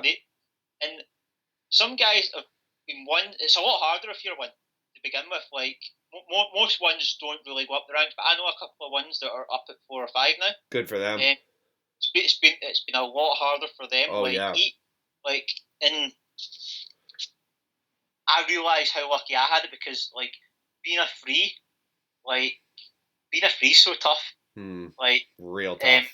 It was so fun as well. Like, not so much at first, because at first it's so fun because you find out about, like, obviously it was with the girls for me, that was my focus to begin with, but then it just kind of took more general. But for the first couple of years, it was all like it was almost like that cheat code that you were talking about. But I was never too results orientated. I was a little bit, but I never really bothered about that too much, quite naturally, which is a good thing. Like, you know what's funny too? It's like, because, like, anyone, because a lot of the mainstream would they'd hear all this stuff we're saying and they would see it as bad or mean and toxic masculinity and all this chode shit. But in absolute truth and reality, like, from my experience now, I can look back on some of the women who legitimately, now that I think about it, were like, at best a 7, at best, maybe not even quite, let's be honest. But and even lots of the dates that were way women who I wasn't all that even interested on, but I went on the date because I was going to go through the motions. They could have been a 6, who knows? But I can actually now look at those experiences and like truly appreciate them for what they were. And I was able to look at that girl on the date or whatever the experience was and like actually appreciate and accept her for who she was. Like, yeah, cool. This is great. You are who you are and I am who I am. And it's like what like a fantastic thing to be able to do. And it's like it's so strange that like the mainstream would look at that as something bad. They would look at that as something wrong with that. It's so weird. Yeah, the mainstream, the last 20 years especially, but the mainstream's always kind of looked at those things in a negative light. I know. I can quite understand why. I've got a kind of idea of why, because I think it's just with the whole boy to girl thing, like the sex thing in general. It's all that secretive. That let's hide it from children. Like you know what I'm saying. So I think to begin with, there's still that. I don't know the correct word, but it's almost like there's a cover up. Mm-hmm. Like, but as you get older, you realise it's not a big deal. But for women especially, they get shamed for this shit. Yeah. Like now, because of the whole way that social media has went and stuff like that, it's better and worse because girls are more liberal these days. A lot more liberal, as they're more like because like back in like 60 years ago, most girls get married young. Yeah. Back 20 or 30 years ago, most girls were getting married in their early 20s.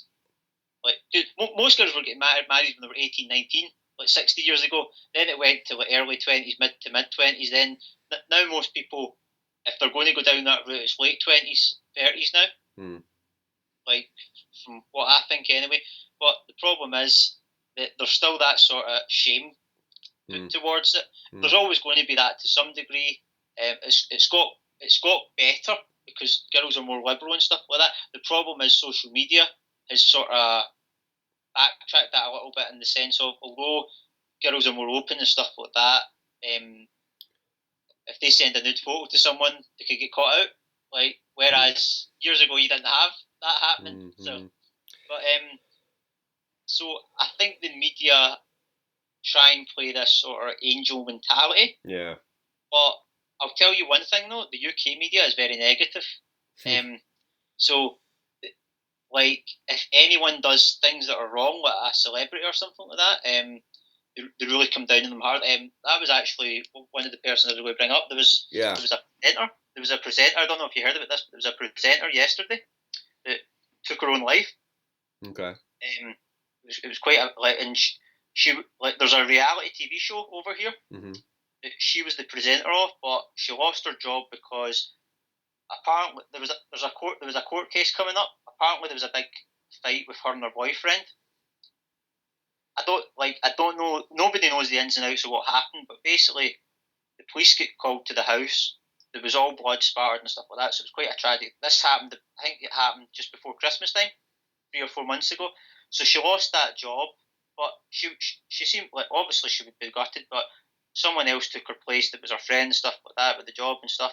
So, but she was getting paid 1.2 million a year, right?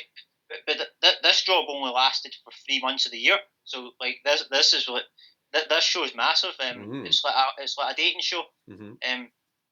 But she'd been a presenter for years before that on music shows and stuff. So she was like a well-known presenter. But there was a big like bust up with her boyfriend. So apparently he like that. What the court's trying to say, this is why it's went to a court case now, because he's really denied all things that happened, but it looks as if there was a fight. We don't know for definite. So he's really not wanting to play a victim now. He was really trying to drop the court case. She went away to America and stuff like that. Like now, because the police get called, like it goes to the government. They're trying to get involved and saying no, like, there should be a court case to figure out did she attack him or not? Because apparently, this is the problem. The media's portrayed it as in he was sleeping and she hit him over the head with a lamp. but he was fast asleep. Now that could be exaggerated. Maybe there was an argument. He was going to sleep, so you don't know what went down. But it looks as if maybe he's covering her, maybe he's not. But anyway, what happened is, because of all this going on, she found out a couple of days ago that the court cases were going ahead, and like she was staying with a friend. The friend went to her shops, and then the friend came back and she'd killed. And she's only 40. So I'm saying, but the point I'm trying to make is, like, the UK media were all over that for months. Mm-hmm. So I'm saying that has a massive, massive impact on that person. Mm-hmm. And I think, regardless of anybody that does anything, regardless if it's bad, should always be forgiven. But more important, well, that's my opinion. But even if you're not going to forgive them, the media shouldn't be pounding on someone. Yeah, but I think a lot of media is like that. But I think especially the UK media, in my opinion, I don't know what the media is like over in Canada, but I would think it's a bit better. Maybe a little bit, but everything you're saying, it's 100% true, man. I think that the media and the way that people behave, and the social media, and the shaming, and the calling out, and the fucking outrage. I mean, there's just... It would be impossible for me to express how little respect I have for that. It is just so harmful. And like, how can we as a fucking species justify that type of behavior? The way we bully people and fucking surround them and attack them for the most retarded shit. Like someone fucking says the word that's not 100% perfect, and the entire country surrounds that person and fucking publicly humiliates them to the point that the person kills themselves. That's happened here too. Some girl recently killed herself because a bunch of other girls were talking shit about her on Facebook and bullying her and all kind of stuff, and she killed herself. And I think her mom holds like a charity fundraiser every year to raise money for some like a scholarship or something for her name. Like, it's a fucking disgrace, and we have no problem doing that as a society. We're just happy to do it. We just... Roseanne Barr said something racist. It's like, yeah, but she didn't though. But that's not what the fuck she said. But we don't care. We're just outraged. And that happened too here to a legendary fucking announcer on hockey. Like, in Canada, hockey's like by far the most popular sport. And a fucking national icon. I don't even know who I could compare him to in the UK. Like a fucking hero. A Canadian fucking hero. Got massively, massively publicly fucking shamed and fired from his job that he had been at for fucking decades because he said something that wasn't even remotely outrageous. He said, oh, people who are new to Canada should wear poppies, right? Do you guys wear poppies at Remembrance Day? Yeah, we do, yeah. Okay, so he said people who are new to Canada, who just arrived here from like Africa or wherever, a different country, should wear poppies, right? To show respect for the service people who have died. And he got publicly shamed. It's a fucking disgrace the way that we treat these people. And so I'm 100% on board with you, whether it's men or women or all of it. It just shows just such a lack of fucking respect for people. And just a lack... You'd never say that to someone's face. Do you know what I mean? No, you'd never say that to their face. But that's the problem now, because like the thing is, those things never go away because they're always on the internet. The thing is, see, with the phones coming out, that just made it like, see, when you had the laptops and computers, it still went on, but it was a lot less. Mm-hmm. Now people are on their phones 24/7, like literally, and not even that. They've got all these apps, all these social media apps, 24/7 as well. When I was growing up, and you would have been the same. Like, I never had internet until I was 10. Like a computer with internet, but it was dial-up connection. So I never had broadband until I was 14. I think it was 14. So these kids are 6 and get iPhones. Like, so when they start to become older, their whole life's been social media, right? Mm-hmm. And it just creates a bigger impact because you can't get away from that. So like when like you're saying, like the hockey hero, like he's done one little thing, he said one little wrong word, and everybody's over him for it. Like the whole media's over him. Everybody's talking about it online. Everybody's talking about it offline as well. Like, and you're not actually thinking about how that person's feeling. Yeah, you don't care. And it's like, you don't give a shit. It's like, they just become this person that everyone now should shame that person. Because we just, and it doesn't even matter if it's fucking true or real. And it just shows what our culture has become and how the mainstream is just a big fucking bully culture. It's a fucking disgrace. I mean, I really believe that. Yeah. And I mean, there's like the famous people. There's so many examples of like over in Canada, like with Bieber. Oh yeah. I'm saying like nobody knows what that guy's been through. And I was actually there was an interview, like he came over to the UK recently. There was an interview with one of like the presenters down in London, and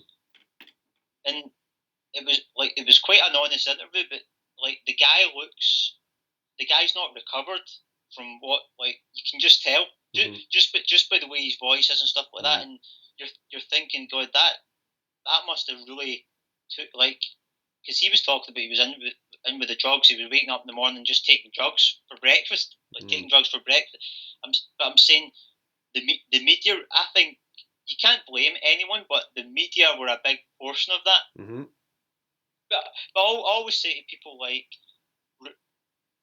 you have a choice of how you handle each situation, but like the media definitely don't help with those high profile situations. Yeah. But but the good thing is it's always in your control of how you handle it, because like that's what's so good about like what we preach, what we are telling guys about being more masculine and stuff like that, is that like you have control over that. Now, how much control do you have? Depends on each person, and depends on, like, are you genetically normal, or do you have a major like disability? Because when we're talking about guys that are down to 0 and 1, then some of those guys might have like different brain wiring, like that it's going to like maybe Asperger's, or even still the hot women don't care, and that's the truth of the matter, right? They don't give a fuck if you're Asperger's or got bad wiring or got some fucking anxiety disorder. Some hot fucking blonde girl ain't gonna give a flying shit about that, so you better get it fixed, son. No, because the good thing about that is you can still change your ways. Yeah, on the double. Yeah, and like I think sometimes those things actually go in your favor. Yeah, they can if you get it fixed and handled. Yeah. So like, but it still doesn't make it correct the way that the media go about like certain people, though, because I think that some people are more vulnerable than others. Some people don't know about all this stuff that we know about. Like, it's just the meanness of it. Like, and that was something, like, all due respect to the women, because you do over time when you speak to enough of them and you have enough different length of relationships and different, you really do learn to fucking love and appreciate them. Yeah. Like you can, and you talk to any guys who's walked this path and taken this journey, they'll all say the same thing. They're like, no, man, like I've learned to really love and appreciate women. Like you have to, man. You can't keep going on this road if you don't find a way to just like genuinely have love for them, despite it's not always easy, and they certainly don't fucking make it easy. Oh my good God. And we all know that. Like, but you really do. And it's like, so you do develop a lot of love for them. You just appreciate them for what they are. Not for being some fucking princess, not for putting them on a pedestal, but you just love them for actually what they are. But my God, man, this was particularly probably towards the middle of my experience. So about a year and a half, I really went through this phase where I can just remember I just used to think sometimes like, my God, like, they're just so mean. I used to think like, why the fuck do they have to be so mean? Not even just to me, but to each other. It was almost just the way that they behaved to each other. I would just think like, my God, like please, would they stop just a little bit? It's so fucking cruel. And like, like as the man, just after taking on so many of these references, you kind of learn how to take it, and you're just like, oh, okay, it doesn't actually really matter. It's not anything actually to do with me. They're just kind of reacting and saying that shit because that's sort of what they're used to. But particularly how they treat each other, man, it's just fucking devastating to see. You know, have you experienced some of that? Yeah, but like, because I'm brought up in Scotland and stuff like that, I see it more here because even over in America, I see it, but I'm not over there enough. But like the UK, the girls are quite shy and quiet to begin with. Mm. So like, that there's a major difference. Like so, Canada, American, especially American girls, but even Canadian stuff, they're very loud, they're very outgoing. Yeah, true. So even though they speak totally act over here, like so a lot of the girls over here are they're very they're not straight up. That's really how we put it. Like, and some of the guys are like that as well. But like the girls especially, they're not straight up. That they'll hold things in. They'll not speak up. Then it creates this sort of toxic environment. But it builds up because if they might fall out with a friend. Mm. Instead of just taking the girl aside, settling their differences, they don't talk to them for a week. Then it goes to 2 weeks, 3 weeks. Then the whole group gets divided. Then like they're not talking properly, but then they all decide to meet up one night. But then they're all talk behind it. Like so, it really comes down to like, rather rule and rather than being mean and saying mean things, that could have got resolved that night or a couple of days after. So that just brings me to the point of a lot of girls don't address the problem to begin with. Yeah, for sure, sure. Yeah, like so, and this happens with girls and guys as well. But the difference is most guys don't put up with it. Even guys aren't that good. They'll just end up like they'll hurt the girl, but they'll not like they'll just stop talking to her, or they'll get too invested, but the girl will push them away. So, but with girls, it seems to go on for a lot longer. Oh yeah. Now here's the other one. That was the friend one, but the other one is when it's two girls after the same guy. It sounds kind of like funny, or they're after, but that creates really massive tension. Like if the girls aren't at a reasonable state of mind, like, and quite a lot of girls aren't. Yeah, no, they're not at all. Some girls look fantastic, but when you get to know them, yeah, you don't really want to get to know them. No, they've got a lot, and that's part of the whole issue is that like all this type of behavior where they're mean to each other and they gang up on their friends, it's like the whole point is that it doesn't serve them. And I think that's what makes a lot of guys, even a lot of guys who are more like red pill fucking community dudes almost, you do just get this sense of like, you see how the behavior doesn't end up serving them. And these like just endless fights and just outrage and fucking totally unhinged behavior. It's like, it just screams that they have these huge issues and these huge problems that are just devastating their lives. And they just want to spill them out into the other lives and like fucking mandate that everyone has to behave like this. And then they spill that over onto men. And it's just like, you're just like terrified of it. You're just like, you realize that a lot of what they really need is like a fucking strong man to just tell them how things are. It's like, girl, do this and do that and then do this and get that done for like 6 months or a year and your life will start to improve. But all this like hyper fucking feminism rejects that. No. And it's just crazy. It's like they've got like a gaping fucking wound in their neck, gushing blood. And then some man comes over and it's like, girl, you need a couple stitches, girl, or you're going to fucking bleed out. And he's there with the needle and she's like, no, I don't need a man. And he's just like, oh my God, but you're going to fucking bleed to death and you're getting blood everywhere. No, it's crazy and it's quite scary. Like, and that's why I think you're seeing all this, like, these like MGTOW guys and stuff, and are just like, fuck all this. Like, I don't want to be near that shit. Yeah, I mean, I don't know what it's like over in Canada, as in, like, do you get a lot of that over in Canada as well then? Yeah. A little bit, man. I think Canada's kind of up there with some of the with the. It's a bit much to a degree. Like, but it depends. Like, if you're a cool guy, you're not going to really get as much of that because you're not attracting that. You know what I'm saying? But Yeah. you still do see it in like the broader context. Like, I don't want to be around that shit, but I still sense it to a degree. It's a bit dark. I'm trying to move away from it because it kind of scares me a bit. But anyway. Yeah. Yeah, I get what you're saying, because, like, I, because at the stage I was at as well. So, like, because if you're attracting those type of girls, then you have to question yourself. Yeah, for sure. Yeah.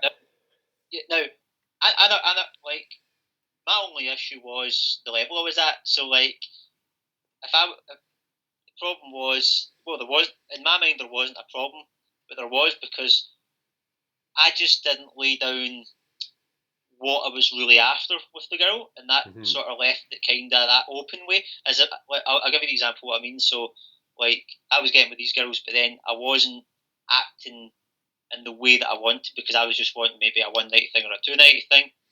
But I was going swimming with them. I was going to the beach. Like, now, I wasn't going overboard with it. So right. I'm not saying it wasn't as if I was texting all the time or stuff like that. It was just I was going a little bit too much for what I should have been.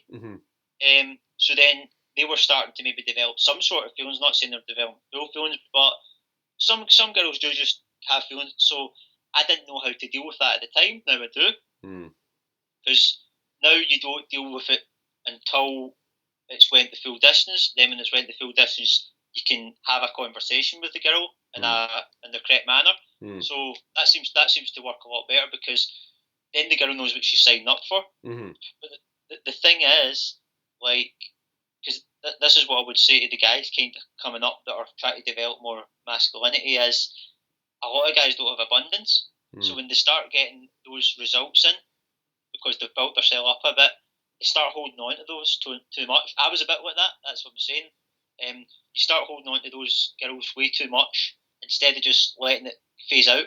Or maybe it doesn't phase out, but she knows that you're only wanting to be single and still see other girls and stuff like that. Because for most guys coming up the ranks, the last thing you want to probably do is get into a relationship. Yeah. Yeah, you should definitely have experienced different scenarios before you do that. I think anyway. But like the last couple of years, I've naturally not seen as many toxic girls. But I'm trying to think of the last one. Well, actually, there was 2 years ago. I don't know if you're on Tinder. Are you on Tinder? Or? Not right now. I've used it in the past. I'm waiting until I get professional photographs and stuff. But yeah.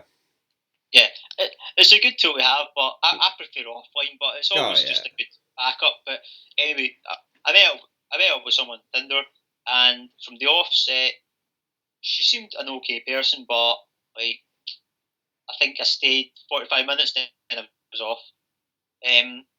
I just really ejected, because I told her straight up, because the way that she was talking was totally not in line with what I was wanting.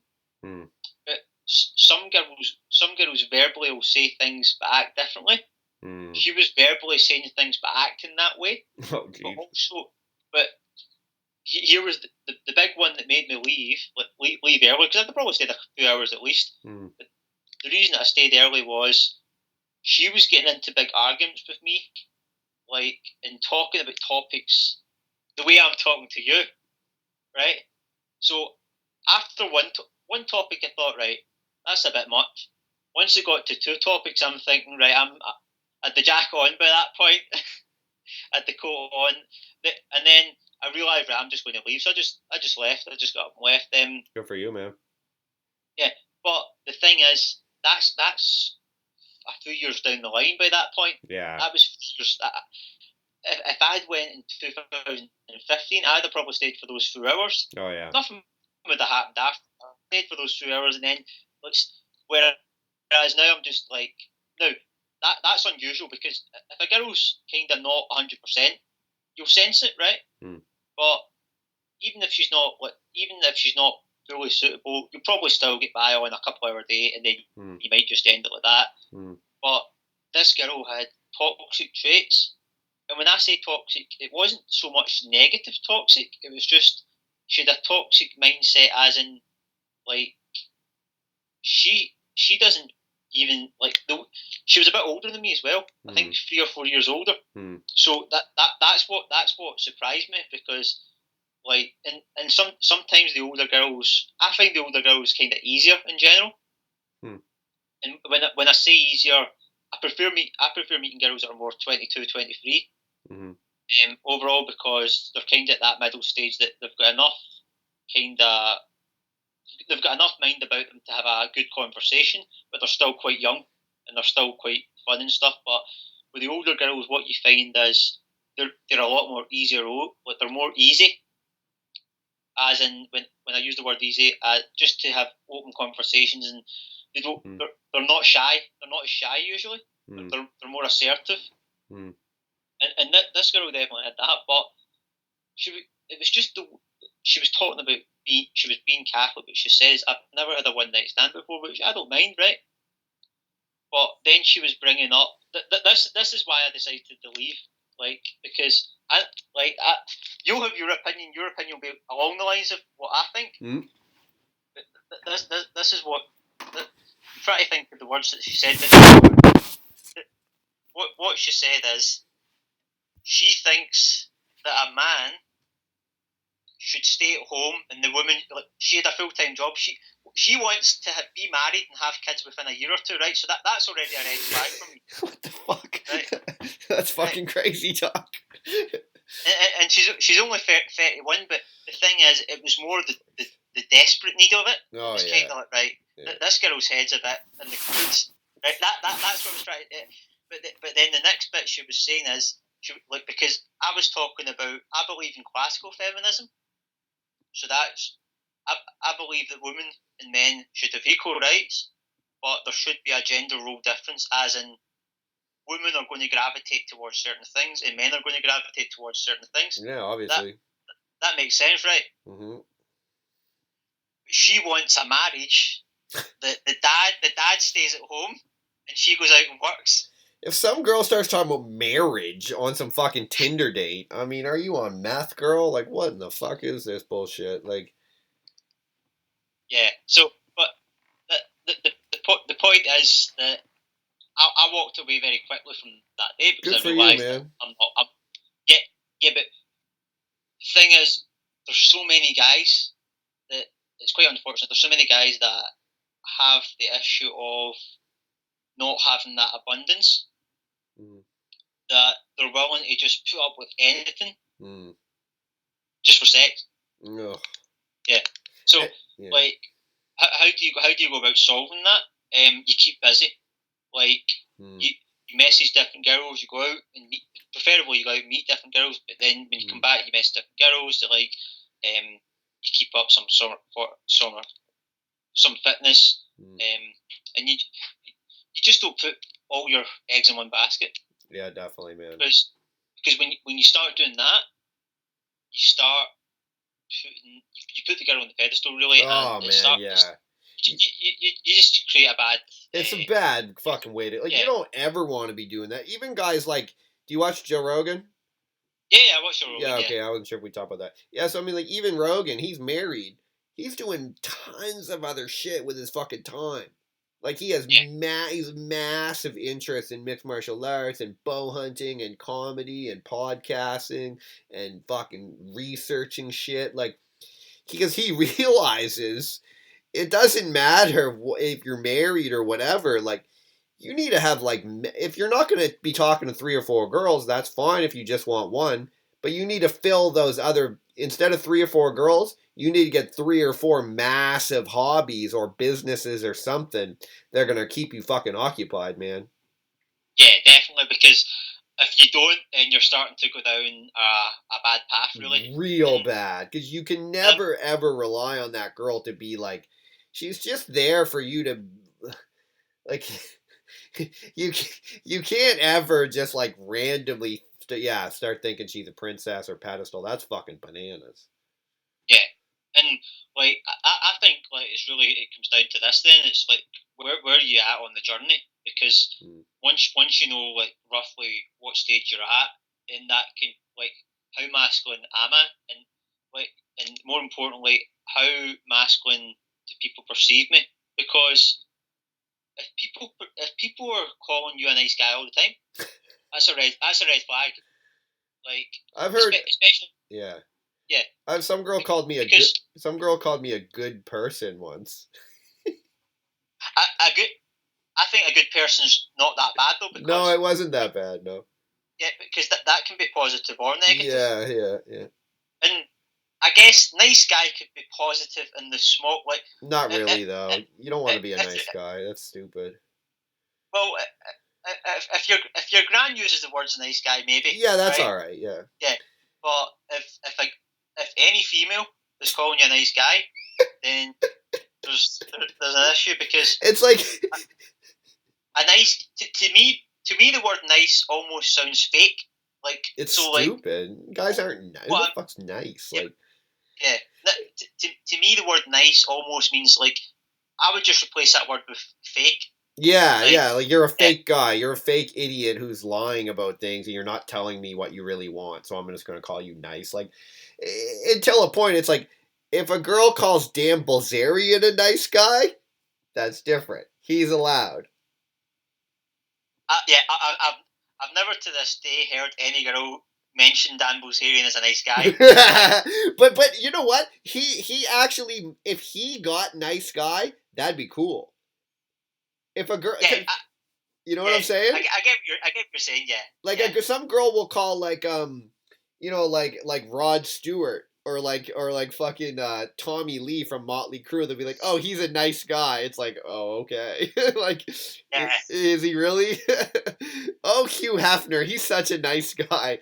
That fucking George Clooney's such a nice guy. It's like, oh, all right. I get what you're saying because those guys, it's the way that they say it though. I totally get what you're saying, but like it's just kind of it's figuring out like what people like how people perceive you. Now you have to be careful with that because like everybody's going to perceive you slightly differently, but it's more in general because if a lot of people are putting you down as this kind of nice guy and stuff like that, then you have to figure out why is that? Like, is it like because it could be partly the way you look. So you already look like a nice guy, but then because you act like an average guy, you get put down as a nice guy. Yeah. But most guys that look like nice guys act like nice guys because the looks don't matter that much. No. But what it shows is that when you look at someone, you have maybe a 10% or 20% idea of what that person fully is going to be like. Mm-hmm. But it's an indication. Yeah, it's more about your presentation. It's like it doesn't matter your looks; it's your presentation. It's like that's what I mean. Yeah, it's like it's your presentation. It's like is Donald Trump a good-looking man? Not really, but it doesn't matter. He's presenting it well. Like even like Tom Torero always jokes that he's like he said some girl told him his face looked like a Picasso painting, like all fucked up.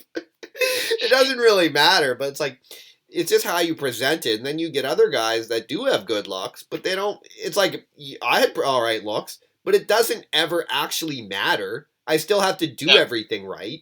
It's like I still have to organize everything right. It doesn't actually make a fucking difference. Like, who cares? Yeah, it makes a small difference, but if everything else isn't going well, then you're going to have issues. It's never going to matter. It's like it's just like that BMW. It's like, oh, you got a beautiful BMW, but one tire's flat. Well, it's completely fucked now. Yeah, you're 6'5", so that's an advantage. But if you don't use it in the correct manner, it's not an advantage. Yeah, if you have a little nice guy tendency, you're fucked. Yeah, and sometimes it ends up being a bad thing because if you're a 6'5" guy that looks quite jacked up and lots of muscle, like people will kind of think of you in that way, and then you go to open your mouth and you've got high pitched voice and stuff like that. Then they're going to be like, it's even worse. You get what Yeah, I'm it saying? is. Yeah. But what I do find is height does have a slight advantage because usually taller guys are more natural. Yeah. Like Oh like yeah. Oh yeah. if you're Height's the one thing that does. Yeah, you're always gonna. Generally speaking, height's gonna be a good thing for sure. yeah You can operate without it, but it's gonna be beneficial. Yeah. yeah, but the reason that the tall guys are natural to begin with is because say they were a bit taller in primary school or high school, That's right. Yeah. like what happens is those people are already perceived as Yep. like girls, like people don't mess with them as much. Mm-hmm. Yeah, so it does make it a little bit easier. So what ends up happening is because the guys have it a bit easier already, they start getting away with more because I'm the tall cool guy, so that gives them confidence. So it's just a spot. The thing is, I know other cool like I'm just saying from my experience, tall guys seem a bit more natural. Definitely, like just an average, but I still know plenty of tall guys that are absolutely struggling. So it just gives you an advantage, but if you don't use that advantage well, then it could just be as bad as a guy my height. No one's above the process, bruh. Nobody's above the process. We're all in this. We're all on the journey. So how would you go about it then if you're someone that's trying to become more masculine, like so going from boyhood to manhood almost? How would you go about it? Well, it's tough. I mean, you really are like creating. It's kind of like a woman giving birth to a child. That's kind of what you're doing as like trying to generate your own masculinity. It's not easy, but I would say kind of like the top say couple of things to do is number one, find some good mentors. Find some good mentors who can help you do it. Because it's something that you're not going to know how to do it yet. It's like if you don't know how to fix the engine on a car, you're not just going to randomly figure it out. You need fucking help. So get a mentor. And whether that's through videos or podcasts, whatever. So get that done. So get started. Recognize it's a process and it's going to take time. It's not going to happen overnight. It's going to take time. It's going to take a couple of years, man. It's a lifelong journey, but it's definitely going to take you a few years to get this fucking developed. Some other things I would do is start to become extremely, extremely firm as you possibly can be with your boundaries, what you're willing to accept and what you're not willing to accept. Just as fucking firm as possible. No, I don't want that. Yes, I do. Even if it's just retarded shit. Like, no, I don't want fucking ketchup on my hot dog. No. And then it's like, I'll just live with that. No, and I want it. Like, yes, I like this television show. Yes. Like, no, I'm not listening to the mainstream. It's fucking stupid. And that's going to start to separate you from the women, from the other fucking beta chodes, from the nice guys. Really what you're trying to do is just separate yourself from that. You're just, I'm not a fucking nice guy. I don't think like that. And then the women, well, the other men will be like, oh, he's cool. I want to be around him. I want to learn from him. I want to do business with him. I want him in my tribe because he's willing to do something that's not normal. So he's going to be successful. So the other men will see that. And then you'll get access to cool guys and you'll want to engage like we are. And the other thing that's going to happen is that women are going to see, oh, he's not just going to play into my little fucking games. Because they're always trying to play these little, like, games, right? That's what they do. For those of you who don't know, the women are playing a fucking game on you, bro. They're playing a game. That's what she's doing. Testing you. Yeah, she's testing you. She's playing little games. She thinks it's a fucking game. That's what they do with their time. Listen to them. If there's a couple girls sitting beside you at Starbucks, just listen to what they're doing. They're gossiping. They're talking shit. They're fucking whatever it is. It's what they do. So the sooner she can realize is you're not fucking operating like that, the better. And then she's going to be like, oh, he's different. Oh, he's a cool guy. And then she can put on her fucking, her like feminine face that she uses for a cool guy. And if you're not getting her cool guy face, You're getting her fucking beta chode face, which is where she dismisses you, disrespects you, fucking abuses you, tries to extract fucking attention and money and resources out of you. It's not her fault. I mean, that's just what the fuck they do. That's how it operates. So you want to try to be separating yourself from that. And past that, it's like you want to be investing in yourself as much as you possibly can. Like all the best thoughts, the best emotions, the best books, the best mentors, the best friends, food, activities, just constantly doing that. And so what you're doing is you're just like building up your product. And it's kind of like your seed, right? You're like your seed is what you're building, and it's your time, it's your attention. And then you can trade that seed for other value, whether it's through a career or just through your interactions, or you can trade it to women for time with them, whatever it is. And once you create that, what you want to do is just exclude people from it. If people fuck around and they behave in a way you don't want, you exclude them. No, no thanks. Like, I'm building good value. I don't want you around me. No, no thanks. I don't want you near me. Some chode who behaves in a fucked up nice guy way, no. I don't think like that. Don't come near me because I don't want you polluting my fucking life. And you do it the same to women. If they behave in a bad way, you exclude them. You just say, you don't have access to the value I'm producing. That's okay. Go find it somewhere else. I wish you well, but go do it over there. And that's going to start to build up because that's really what we do as men. Like, we produce unconditional love and value, and then we share it with the people we want to, and we really just exclude, for the most part, other people, or we at least don't give them preferable access. Like, we give preferable access to the value to our friends, to the women who are treating us well, to our family, and then the other people who aren't really in that tribe, they can maybe get the free fucking content. They can have maybe the content marketing. Maybe they can look at me. Maybe that girl who has a fucked up attitude, I guess she can look at me. I kind of prefer she didn't, but okay. She can look at me. That's free. But I don't want you sitting down with me. I don't want you engaging with me. That's kind of how it works. And I mean, that's the truth. You think Dan Bilzerian invites every fucking random girl to come to his house? No, he doesn't. Yeah, he's in the position that he can do that. Well, to a degree, there's always going to be girls that aren't going to go. Maybe, like, I'll give you an example. Maybe Selena Gomez won't go, right? But the majority of girls will go because he's got that status, like we've talked about before. But the thing is, like you're saying, he's not going to invite every girl because he doesn't want toxic girls around. No. Now, he might get it wrong. Maybe he invites the girl around and he realises that she's toxic, he'll send her off. Yeah. Yeah. So that's a different thing, because then he's realised. But because you'll never know until you go out with someone unless you know them beforehand. Unless you spoke to them beforehand. Yeah. But so yeah, those are the things that I would say is how for a guy to build a masculinity. I mean, what do you think? What are some of your ideas? And then we'll wrap up here soon because we've been at it for a while. But what are some things that you would say?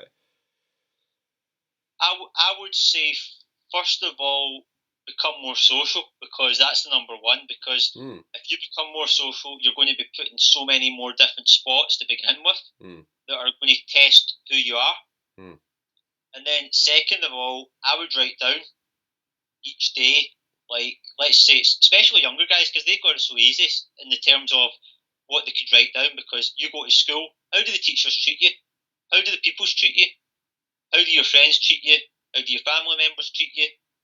How do you, like, if you write all this down on a day-to-day basis, and I'm just talking about a couple of lines each day, just saying, like, done this with friends, this girl said this, like, and then you kind of just look over it, glance, but it's in your mind, because that'll point you to know where you're at. So, be social is number one. Two is write notes and look how you can improve. Like, and this goes back to the social thing, because you can improve by being more social. You can also improve of hang around with older guys. I think that's really key, because that wasn't something that I was doing. If they're cool, if they're cool guys, yeah.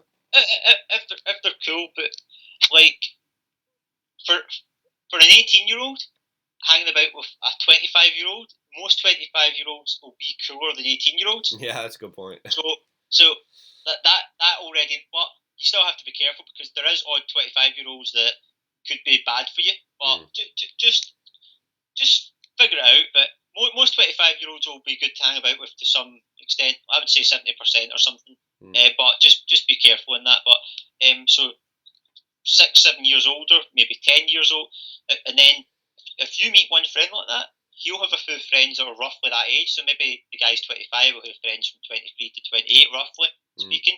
So then you're getting to hang about with a bunch of older guys.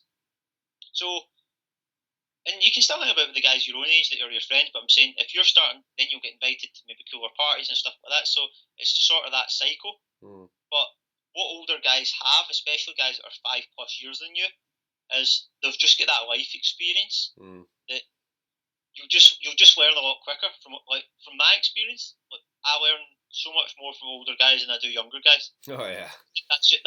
Yeah. But guys my own age, it's kind of like you'll learn, but and it varies because some guys, like, I still learn from 18-year-olds, but I just don't learn that much from 18-year-olds. Like if someone's 40, I'll learn so much more from just having a 30-minute conversation with that 40-year-old than I probably do meeting an 18-year-old 10 times playing pool. But you always learn. So that brings me to my next point. Like my third point is be a sponge. So learn off every single person. Like if learn off not even people. Learn off animals. When I've got a dog like Labrador. Like when I was taking my dog to the park a few years back, 4 or 5 years ago, it was young at the time. Now, when it got to the park, it just wanted to go and meet other dogs right away. So when I let my dog off the lead, it didn't think about approach anxiety. It was a way up to the other dog right away. So so I was thinking, because this is one thing I actually learned from my dog. So I'm saying you can learn off people and animals. Like my dog was straight up just going to meet that dog, not a care in the world. I thought I have to be more like that. So but that's the thing. If you're a sponge to every single person, every single animal, even, and you just learn all, you're going to have so much more. You're going to learn a lot quicker because you'll learn what's good and what's not so good. So then those three things combined, I think, would be enough to make someone more masculine. But then the fourth thing is what one of your points was. It's the way that you speak. Like I think you were talking about asking for the hot dog. But like I'll just give the example. If I'm going to get a train ticket, I say, "Hi, I'm going this place to this place." The guy gives me the ticket. Guy gives me the ticket, and I say thank you. I never mention the word please, and I never mention the word can I, because you don't need permission to get a train ticket. That guy's paid to give you a train ticket. Yeah. So all you're doing is you can still be respectful. Oh though, yeah. Yeah. So you always have good manners and be respectful. Oh yeah. You go up. You say I'm going from A to B, and he prints off the ticket. Thanks very much. There you go. Like, but you don't go up saying, "Can I have that ticket to sit?" Because you don't need permission to get the train. Because this is what nice guys do. Yeah. It's not even with strangers. It's with going to the cinema. Like, oh, can I get that ticket for that movie? They're always wanting permission. They're always wanting permission for things. Yeah, that's a good point. And then my final point is, how often are you able to do things solo? Because this was never a problem for me personally, and I don't know if it was a problem for you. I don't think it was, because you're more into being solo and just. But I'm saying, like, ask yourself, am I able to go to a nightclub myself? Because a lot of guys aren't. Yeah. Yeah, man. When I think back to going out like that, man, holy fuck, was that ever savage, man? I would do all that shit on my own. But yeah, good point, man. It's a good point. Yeah, because like when I started getting into this at 23, so this is 5 years now. I didn't go out to nightclubs right away, but it wasn't. That was because I was more focusing on going out during the day. But when I decided to go to nightclubs, I just went myself. And I still go with wings. I still like, but 90% of the time I go out myself. I just prefer it that way. And what I've noticed is, I think the guys that go out themselves more frequently get a lot better, more quicker, because like if a guy's going out himself during the day and going out at night, and then on top of that he's travelling himself. He's maybe going to tennis lessons on his own. He's not going with a friend. He's able to go, like, he's able to just do things on his own. Then that shows that that guy's already got some level of confidence about. Whereas if you're a guy that's not very masculine, but you struggle to do things on your own, as in like the thought of even going and getting a train yourself, like that's a bit extreme. But the thought of even going and getting a train yourself creates a lot of anxiety. Then you have to fix that. So, but how do you fix that? Like, that's what I'm saying. You have to figure out, how much do I do on my own? Because if you're not doing much on your own, then you're most likely to not be that masculine. Most likely. But if you're doing a lot on your own, then you might have other issues that you're not masculine, but it definitely points you that you're becoming more masculine, or you've got some level of masculinity to you. So just figure out where you're at, and the one, like, just to finish on this point, then, is the one way to go about that is just, like, if you can't get trains on your own, then go a walk on your own. Then the next week, go to the train, get a train on your own, build up. But I would definitely say this though: if a guy can't go to a nightclub on his own, then that's a bit of a. And I'm not saying some guys don't really like going out on their own. I personally love going out on my own. Yeah, me too. Like, I don't care. Yeah, I'll do that. But I would say most guys don't particularly like going out on their own. Most guys prefer going out with a few wings or going out with people. But it's not about liking it. It's about if you can actually do it or not. Yeah, 100%. Like, go out a bunch of times. It's like, because then also you're going to be in a position to get rid of guys who aren't helping you out. It's like, I'm not going to go out with a guy unless he's fucking helping me. Unless we're in it together. Otherwise, I'll go alone. And that's the way you want to be too with like a girlfriend or something. It's like, girl, I'm not hanging out with you if it's not good for both of us. I'm not doing that. And that's the way you want with your wings. And so you can see how it transfers over to success with women. It's like I'm going on this train ticket today and I want that hot dog. That's what I'm doing. If someone has a problem with that, just let me know. Like, if I go up there and I'm like, I want a train ticket to here, please. And the guy's like, no, sir. That train broke down today. It's not going. Okay, now I know. Okay, great. Thank you for that advice. Now I'd like to take a bus to here instead. And then he's like, okay, sure. Here's your ticket. See how that nice guy's like, well, maybe I'll go here. And it's just like, you would have been better served with just saying directly what you wanted and then dealing with the stimulus as it comes in after. Yeah. It's like, this is the hot dog I want. And so it's the same with the girls. It's like, hey, girl, I want you and I. Let's go hang out. And then if she's like, no, I don't want to, you're like, oh, okay, cool. Bye. Next. Whereas a nice guy, he'll never be direct. He'll be like, oh, hello there. Oh, did you know that I taught English 1 year in Thailand? Oh, okay. Oh, my friend likes the color blue and blah blah blah. And it's like the girl and then he'll do that for 45 minutes. And then after 45 minutes, he'll be like, oh, by the way, maybe, sort of, maybe we could, maybe hang out. And she's just like, no, I don't want to. Yeah, I already got attention from you for 45 minutes. Now I'm fucking done. Bye. Yeah, so bored. Yeah. It was stupid. He'd have been better served just right away. This is what I want. No? Okay, bye. Next. Yes? Cool, let's go. So now you figured it out. Yeah, it's just one of those things that, the good thing is you can always improve yourself. You can always become more masculine. I like that. Ritchie, that's your quote, man. The good thing is you can always improve yourself. Yeah. Talk to Ritchie. The good thing is you can always improve yourself. That's fucking I was gangster. going to add another kind of bonus thing, really. Like, something came into my mind there, but I can't think exactly. But it was more along the lines of, that was the other thing. That see if first impressions are key. So, like, see if you're going about in a firm manner, people respect you right away. Yeah. So it's a lot easier to stay like that.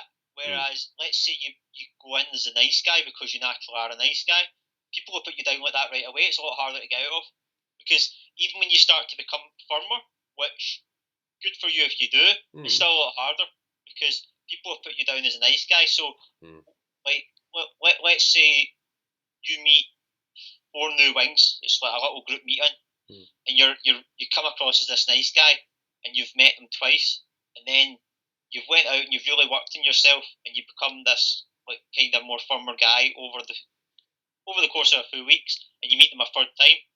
It's going to help you, but they're still going to put you down as a nice guy. Yeah. So, but maybe you meet up with them 8 or 9 more times after that, then they'll start transitioning. But I'm just saying, like, it's a lot harder to do it that way. Yeah, and that's why you need to do it even when you meet the women. It's like you want to show intent as soon as possible. Like, hey, girl, I came to talk to you right away. Like, you and I. That's the reason I'm here. I want to talk to you. Yeah.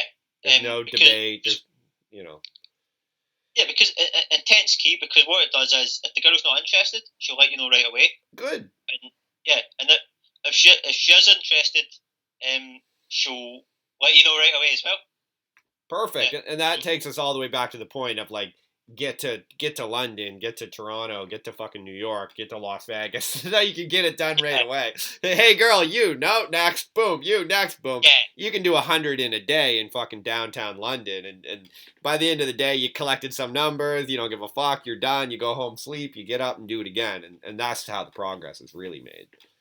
Yeah, I mean, you could be doing, on a weekly basis, you could be every day doing 30 or 40 in London. Oh, yeah. Yeah.